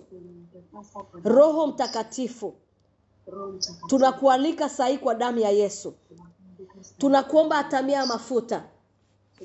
Tunakuomba Roho wa Bwana atamia mafuta pamoja na roho zako 7, pamoja na roho zako 7. Roho Mtakatifu, Roho Mtakatifu, tunaomba achilia pumzi yako kwenye mafuta. Tunaomba achilia pumzi yako kwenye mafuta. Tunaomba achilia pumzi yako kwenye mafuta. Roho wa Bwana, Roho wa Bwana, Roho wa Bwana, vuvia nguvu yako kwenye mafuta. Vuvia uweza wako kwenye mafuta. Vuvia roho ya hekima kwenye mafuta. Vuvia roho ya maarifa kwenye mafuta. Vuvia roho ya uweza kwenye mafuta. Vuvia roho ya shauri kwenye mafuta. Vuvia roho ya kumcha Bwana kwenye mafuta. Vuvia roho wa Bwana kwenye mafuta. Kwa jina la Yesu Kristo aliye hai. Roho Mtakatifu, tunakuomba kwa jina la Yesu Kristo, tunapoenda kuachilia mafuta juu yetu, tunakuomba ukatusaidie kuweza kusikia na kuelewa kile utakachotufundisha kwa miezi 6 kupitia mafuta. Roho Mtakatifu, anointi akili zetu, anointi mawazo yetu, anointi fikra zetu, anointi macho yetu, anointi masikio yetu, anointi mioyo yetu, anointi kazi zetu, anointi biashara zetu, anointi ndoa zetu, anointi wenza wetu, anointi watoto wetu, anointi akili zao. Roho wa Bwana, tunaomba vuvia nguvu zako kwenye mafuta, ukaanointi mali zote tulizonazo, ukaanointi kila tunachokimiliki kwa jina la Yesu Kristo aliye hai. Roho wa Bwana, tunaomba vuvia nguvu zako kwenye mafuta, yakachuruzike kwenye miezi yote 6, yakachuruzike kwenye miezi yote 6, yakachuruzike kwenye miezi yote 6, katika jina la Yesu Kristo aliye hai, katika jina la Yesu Kristo aliye hai. Kupitia mafuta, Roho wa Bwana, tunaomba ukatutenge na mabaya yote. Tunaomba ukatutenge na kila uovu, ukatutenge na kila uchawi, ukatutenge na kila uganga, ukatutenge na mashauri ya makuzimu, ukatutenge na kila uovu unaosukuma kwenye maisha yetu kupitia damu zetu, kupitia wachawi walioko kwenye familia, kwa jina la Yesu Kristo aliye hai. Roho Mtakatifu, achilia nguvu yako kwenye mafuta, yakapite kwenye damu zetu kwa ajili ya kuzuia mabaya yanayosukumwa na waovu walioko kwenye familia, yanayosukumwa na wachawi walioko kwenye familia, yanayosukumwa na waovu walioko kwenye familia, katika jina la Yesu Kristo aliye hai. katika jina la Yesu Kristo aliye hai. Roho wa Bwana, tunaomba nguvu zako kwenye mafuta, ukakate kila nira, ukakate kila connection, ukakate kila demonic influence, ukakate kila demonic control, ukakate kila demonic manipulation zilizokonektiwa na maisha yetu, zilizokonektiwa na akili zetu, zilizokonektiwa na nafsi zetu, kwa jina la Yesu Kristo aliye hai. Kwa jina la Yesu Kristo aliye hai. Kwa jina la Yesu Kristo aliye hai. Achilia makusudi yako Roho Mtakatifu kwenye haya mafuta. Chochote kile unachotaka kutenda na mimi miezi yote 6 iliyobaki, naomba achilia nguvu yako kwenye haya mafuta. Yanapoachiliwa juu yangu, nikaipokea hiyo nguvu. Unaotaka nitembee nayo miezi 6, unaotaka nitembee nayo miezi 6, naomba achilia nguvu kwenye mafuta Roho wa Bwana, ya kuomba isivyokuwa ya kawaida, ya kukesha isivyokuwa ya kawaida, ya kujichaji isivyokuwa ya kawaida, ya kutembea kwenye neno la Mungu isivyokuwa ya kawaida, ya kumpenda Mungu isivyokuwa ya kawaida, ya kukaa kwenye uwepo wa Mungu isivyokuwa ya kawaida, ya kuwa na ushirika na wewe isivyokuwa ya kawaida. Kwa jina la Yesu, kwa damu ya Yesu. Kwa jina la Yesu, kwa damu ya Yesu. Roho wa Bwana, na kupitia mafuta, unipe roho ya kuweza kupambanua mema na mabaya, kupambanua roho ili kujua ipi ya Bwana na ipi sio ya Bwana, katika jina la Yesu, katika damu ya Yesu, katika jina la Yesu, katika damu ya Yesu. Ngoja niombe. Baba, katika jina la Yesu, katika damu ya Yesu, asante Baba kwa uaminifu wako na uweza wako. Baba, ninakushukuru kwa kuwa ninajua yale makusudi yako, ile nguvu ambayo natamani kutoka tembea nayo miezi 6 iliyobaki. Baba, ninakuomba ikaachiliwe kwenye mafuta, ule uweza wa ajabu, ile mamlaka ya ajabu kutoka kwenye madhabahu yako takatifu, ikaachiliwe kwenye mafuta. Mahali popote Bwana Yesu kuna udhaifu, na kuomba nguvu mpya, naomba nguvu mpya, naomba nguvu mpya, naomba nguvu mpya. Yeyote yule Bwana Yesu alipigwa, naomba akainuliwe kwa jina la Yesu. Haya mafuta Bwana, na kuomba nguvu zako, naomba uweza wako, naomba mamlaka yako yakashuke kwenye mafuta. Mahali popote Bwana ambapo amekuwa dhaifu, amekuwa hawezi, Baba ninakuomba akapokee nguvu, akapokee uweza, akapokee nguvu, akapokee uweza. Wale ambao Bwana Yesu wanahitaji kusoma neno hawawezi, unaomba nguvu yako kwenye mafuta, ukaachilie uwezo wa kusoma neno usiokuwa wa kawaida ndani yake, kwa jina la Yesu, kwa damu ya Yesu. Na ikiwa Bwana Yesu kati yetu kuna ambaye moto wake ndani yake umezima, Baba kupitia mafuta ule moto ukawashwe tena, ule moto ukawake tena, kwa jina la Yesu, kwa jina la Yesu. Tunapoenda kutumia mafuta Bwana, tunatangaza yanapokuja juu ya vichwa vyetu, yanaenda paka kwa ndugu zetu wote, yanaenda paka kwenye mazingira yetu yote, na yatatutenga na kila uovu na ubaya na magonjwa na maradhi, kwa damu ya Yesu, kwa damu ya Yesu. Tunaupokea ushindi kupitia mafuta, tunapokea uweza kupitia mafuta, tunapokea nguvu ya Mungu mpya kwenye mafuta, tunapokea uweza mpya kupitia mafuta, kwa damu ya Yesu, kwa damu ya Yesu Kristo aliye hai. Katika jina la Yesu, katika damu ya Yesu tumeomba na kuamini. Achilia mafuta juu yako. Haleluya. Kwa jina la Yesu, kwa ishara ya kuja juu yako, yameenda kila mahali tulipoomba, yameenda kwa kila tunayemuombea. Na kama utaweza pia kuweza kuwekea watoto wako kama wako nyumbani, na kama hayupo usijali, yamemfikia wewe kuyapata juu ya uso wako, yamwafikia wote unaowaombea. Bwana Yesu asifiwe. Haleluya. Bwana Yesu, tunakushukuru kwa uaminifu wako na neema yako. Asante kwa yale yote uliyotenda Bwana. Asante kwa yale yote uliyofanya Bwana. Tunaamini miezi 6 iliyobaki mbele yetu ni mwaka wa kutembea na nguvu zako sivyokuwa ya kawaida. Yale yote yaliyokuwa Mungu ametushinda sasa hivi tutayaweza. Yale yaliyokuwa hayaonekani yataonekana.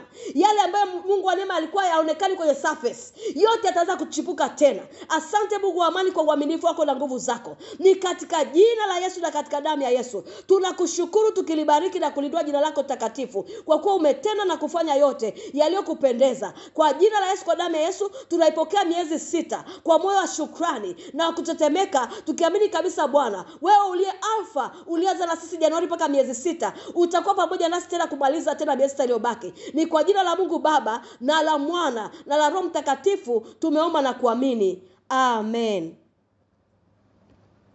Amen. Amen. Hallelujah. Haleluya. Mtumishi karibu. Amen. Tunamshukuru Mungu kwa neema yake ambayo ametupa kukaa kwenye ibada usiku wa leo, na tunamshukuru Mungu kwa ajili ya msimu mpya ambao tumeingia. Kabla tujamshukuru Mungu, natamani pia tuombe sala ya toba kwa wale ambao wanataka kumpa Yesu maisha yao, kwa wale ambao wanatamani kubadilisha maisha yao. Natamani usiku wa leo twende mbele za Bwana, tuwapeleke watu kuokoka. Na wewe ambaye uko katikati yetu na unajua kwamba hujaokoka, hujampa Yesu maisha, tunaingia kwenye msimu mpya wa miezi 6 ya mapambano. Huu ni mwaka ambao pia tuna uchaguzi, kwa it's a very sensitive time. Mpe Yesu maisha yako ili wewe uwe salama na familia yako muwe salama. Basi sasa hivi nitaongoza haya maneno, na baada ya hapo utakuwa umeokoka. Bwana Yesu, asante kwa wema wako, Asante kwa wema wako. asante kwa neno lako. Asante kwa neno lako. Usiku wa leo Usiku wa leo na saa hii na dakika hii, na saa hii na dakika hii ninakupa maisha yangu. ninakupa maisha yangu. Yesu yatawale. Yesu uyatawale. Futa jina langu Futa jina langu kwenye kitabu cha hukumu. kwenye kitabu cha hukumu. Andika jina langu Andika jina langu kwenye kitabu cha uzima. kwenye kitabu cha uzima. Nisaidie niweze kutembea na wewe Nisaidie niweze kutembea na wewe kwenye safari hii ya wokovu, kwenye safari ya wokovu na nisirudi nyuma. na nisirudi nyuma. Amen. Amen. Sasa hii tutaenda kuomba kwa ajili ya watu ambao wanampa Yesu maisha, lakini pia tutaomba kwa ajili ya familia. Na usiku wa leo tutafanya a very strategic prayer. Tuna miezi 6 ya kumwambia Yesu huu mwaka usiishe ndugu zetu wakiwa wameendelea kuishi kwenye maisha ya kuto kumwamini Yesu. Mwambie Mungu ni msimu mpya, na ninaomba kila ambaye anatakiwa kuokoka kwenye familia yangu, tunapoingia kwenye lango la msimu mpya, basi Mungu neema yako ya wokovu ikamfuate. Baba, katika jina la Yesu, Baba, katika damu ya Yesu, asante kwa ajili ya watoto wako ambao usiku wa leo kwa moyo wa kukupenda wameamua na kukiri ya kwamba wewe ni Bwana na Mwokozi wa maisha yao. Baba, tunawakabidhi mikononi mwako wale wote ambao watasikiliza maombi haya online na wale wote ambao wanasikiliza maombi haya saa hii. Mungu, tunanyunyiza damu ya Yesu kwenye hiyo mbegu ya wokovu iliyoingia ndani yao. Mungu, tunatangaza ya kwamba watu hawa ambao wamekupa maisha yao siku ya leo, ya kwamba hawatarudi nyuma. Tunatamka na kutangaza ya kwamba watafanikiwa katika njia ya wokovu wanayoiendea. Tunatangaza na kutamka ya kwamba hawataishia njiani. Tunatangaza na kutamka ya kwamba Mungu ambaye wamemchagua kwenye maisha yao atawashindia katika kila eneo. Na Mungu, tunaomba chochote ambacho kilikuwa hakipo kwenye maisha yao au chochote ambacho kilikuwa kinatakiwa kubadilika, Mungu, kwa kuwa wamekukiri siku ya leo, hicho kitu tunatamka ya kwamba kinabadilika. Kama ni ndoa ilikuwa ina mikwaruzo, tunatamka saa hii inabadilika. Kama ni maisha yalikuwa hayaeleweki, kuanzia saa hii yanaanza kueleweka. Katika jina la Yesu, katika damu ya Yesu, Mungu, tunatangaza na kutamka ya kwamba hawataenda kuabudu mahali pasipo sahihi. Tunatangaza na kutamka ya kwamba Mungu utawakutanisha na watu watakaowapeleka na kusimamia imani zao kikamilifu. Katika jina la Yesu, katika damu ya Yesu tumeomba. Amen. Baba, asante kwa ajili ya familia zetu. Asante kwa ajili ya msimu mpya tunaoingia wa miezi 6 ya kumaliza mwaka 2025. Baba, tukiwa tumesimama kwenye mlango wa miezi 6 inayokuja mbele yetu, Baba, tunatangaza kwenye familia zetu, tunatangaza tunatangaza kwenye koo, tunatangaza kwenye mashina, kwenye familia, ya kwamba Mungu, neema ya wokovu itawafikia ndugu zetu, neema ya wokovu itaenda kwa watoto, neema ya wokovu itaenda kwa waume zetu, neema ya wokovu itaenda kwa ndugu zetu wote. Na tunatangaza ya kwamba yoyote na wote waliokusudiwa kuokoka kwenye familia zetu, huu mwaka hautaisha wakiwa hawajampa Yesu maisha. Hii miezi haitapita kama hawajampa Yesu maisha. Ni katika jina la Yesu, katika damu ya Yesu, maneno haya tunayafunga kwenye malango yote ya familia, yakapige kelele asubuhi, mchana na jioni, yakapige kelele asubuhi, mchana na jioni, katika jina la Yesu, katika damu ya Yesu tumeomba.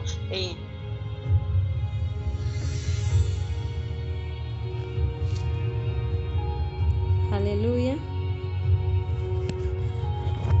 Bwana Yesu asifiwe. Namshukuru Mungu kwa uaminifu wake. Namshukuru Mungu, naamini Buni alikuwa ameshamaliza kwenye kuombea hiyo. Yuko mahali ambapo anasumbua network kidogo, na amini atarudi soon. Bwana Yesu asifiwe. Basi baada ya kufika mahali hapo, tunamshukuru Mungu kwa kuwa hayo maneno ambayo tumetamka yatakaa kwenye malango ya familia, yatakaa kwenye malango ya bloodline, yakiendelea kusema kwa habari ya kuwaita kuokoka. Haleluya. Kuna kitu kimoja nikiwa nasubiri mtumishi Kuni kurudi online sawa sawa. Kuna kitu kimoja tutakuwa tukielewe. Bwana Yesu asifiwe. Amen. Samahani, niko sehemu ambayo mtandao unasumbua. Kwa tunamshukuru Mungu kwa watu ambao wameokoka, lakini pia natamani sasa tumshukuru Mungu kwa ajili ya neno ambalo limepita katikati yetu, lakini pia kwa ajili ya msimu mpya mwingine ambao tunaingia. Na namba za kutuma sadaka ni 0719 13 80 94, 0719 13 80 94. Basi utashika sadaka yako na tutaenda kuomba. Na wewe uko ulipo, ombea sadaka yako. Baba, katika jina la Yesu, Baba, katika damu ya Yesu, asante kwa uaminifu wako, asante kwa fadhili zako, asante kwa neema ambayo umetupa kuingia katika miezi 6 mipya iliyoko mbele yetu. Baba, asante kwa ajili ya meza ya Bwana ambayo tumeishiriki usiku wa leo. Asante kwa ajili ya neno lako ambalo Mungu umelipanda kwenye mioyo yetu. Asante kwa ajili ya maneno ambayo Mungu umeachilia kwenye madhabahu kwa ajili ya kutuvusha kwenye miezi 6. Nasi Mungu tunakiri ya kwamba hii ni miezi 6 ambayo tutauona sana mkono wako, tutaona sana shauri lako, lakini zaidi sana itakuwa ni miezi 6 ya kufanikiwa sana na kujua upendo wako. Baba, tunakuja mbele zako, tumekuja madhabahuni pako na sadaka. Baba, tunanyunyiza damu ya Yesu kwenye sadaka zote tulizozishika kwenye mikono yetu na kila sadaka iliyokaa kwenye mioyo yao. Bwana Mungu, tunakuomba hii sadaka tunaitoa kama sehemu ya kukupenda, kama sehemu ya kuambia kwamba Mungu tunathamini upendo ambao unaufanya kwenye maisha yetu. Na Mungu, angalia hata kila mtoto wako mmoja mmoja mahali popote anaposikia sauti hii, anapoiombea sadaka yake. Baba, tunakuomba upokee hizi sadaka. Na Baba, ikiwa kuna yoyote ambaye ametolewa sadaka mahali popote, ikiwa kuna mganga yoyote ambaye ametoa sadaka ya kwamba tusivuke, ya kwamba familia za watoto wako hawa wasikuone kwenye umwaka, wasione wakimaliza salama, Baba, kupitia hii sadaka tunangusha sadaka nyingine zote, tunazima kila sadaka nyingine zote. Na Mungu, ikiwa kuna sadaka zozote zilizopo kwenye madhabahu za kichawi, za kipepo, zinazotoa sauti kupingana na maombi tuliyoyaomba mahali hapa, Baba, kwa damu ya Yesu, kwa jina la Yesu, hizo sadaka zinaenda kuzimwa na sadaka inayosimamishwa usiku wa leo. Na sadaka zetu Bwana tunaziambatanisha na sadaka ya kafara ya damu ya Yesu, na tunaitoa kwenye madhabahu ya kuhani mkuu. Mahali popote itakapoenda kutumika, Baba, tunaomba ufalme wako ukajengwe, uweza na nguvu zako zikaonekane, katika jina la Yesu, katika damu ya Yesu tumeomba. Amen. Amen. Karibu mtumishi kwa ajili ya kutubariki. Amen. Amen. Bwana Yesu asifiwe. Tunamshukuru Mungu kwa neema yake na uaminifu wake. Happy new month June, na nawatakia heri ya miezi 6 iliyoko mbele yetu. Tunaamini kabisa Mungu aliyetusaidia kwenye safari ya kujifunza neno lake, kuomba, kuchaji our fire, ataendelea kutusaidia kuendelea kuturikindle your fire each and every day. Bwana Yesu asifiwe. Ninatarajia sana kati yetu moto utawaka. Haleluya. Natarajia kasa madhabahu ya familia zitawaka moto, na kila kitakacholetwa kwenye familia kitateketea. Bwana Yesu asifiwe. Natarajia kabisa ndani yako moto utawaka isivyokuwa ya kawaida. Bwana Yesu asifiwe. Ni maombi yangu mbele za Mungu tunapomaliza huu mwaka, kila mtu ana ushuhuda kwamba kuna kitu Mungu amekifanya kwenye maisha yake. Na sana nachoomba ni kuhakikisha kwamba kila sehemu ya maisha yako inawaka moto. Bwana Yesu asifiwe. Na baada ya hapo napenda kutangaza kwamba miezi 6 iliyoko mbele yetu ni miezi 6 ya kushughulikia mikataba na agreement, mikataba na maagano. Bwana Yesu asifiwe. Ni miezi ya kushughulikia mikataba na maagano, na kitu chako chochote ambacho kilipelekwa kwenye Marine Kingdom ni wakati wa kushughulikia. Bwana Yesu asifiwe. Laana za vizazi na vizazi zinazotumiwa na Marine Kingdom kwa ajili ya kudestroy familia, tunaenda kuzishughulikia miezi 6 iliyoko mwezi huu wa Juni ulioko mbele yetu. Tunaamini kabisa Mungu atatusaidia. Damu ya Yesu endelee kufunika, endelea kuwa na kiu ya kumtafuta Mungu, endelea kuwa na kiu ya kuomba, endelea kuwa na kiu ya kuwa na intimacy na Mungu, na Mungu ataonekana kwako.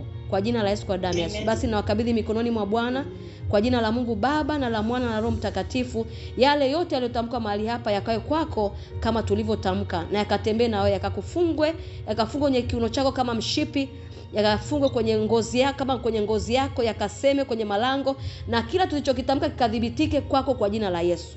Na kila tulichokitamka kiende kila mahali tulipotuma na ikafanye kazi sana tulivyosema. Na malaika wa Bwana tofuatilia kila neno tulilotamka na kulidhibitisha kwako. Kwa jina la Yesu na kwa damu ya Yesu tumeomba na kuamini. Mungu awabariki. Amen. Amen. Amen. Mungu awabariki watumishi wa Bwana. Glory to God. Amen. Glory to God.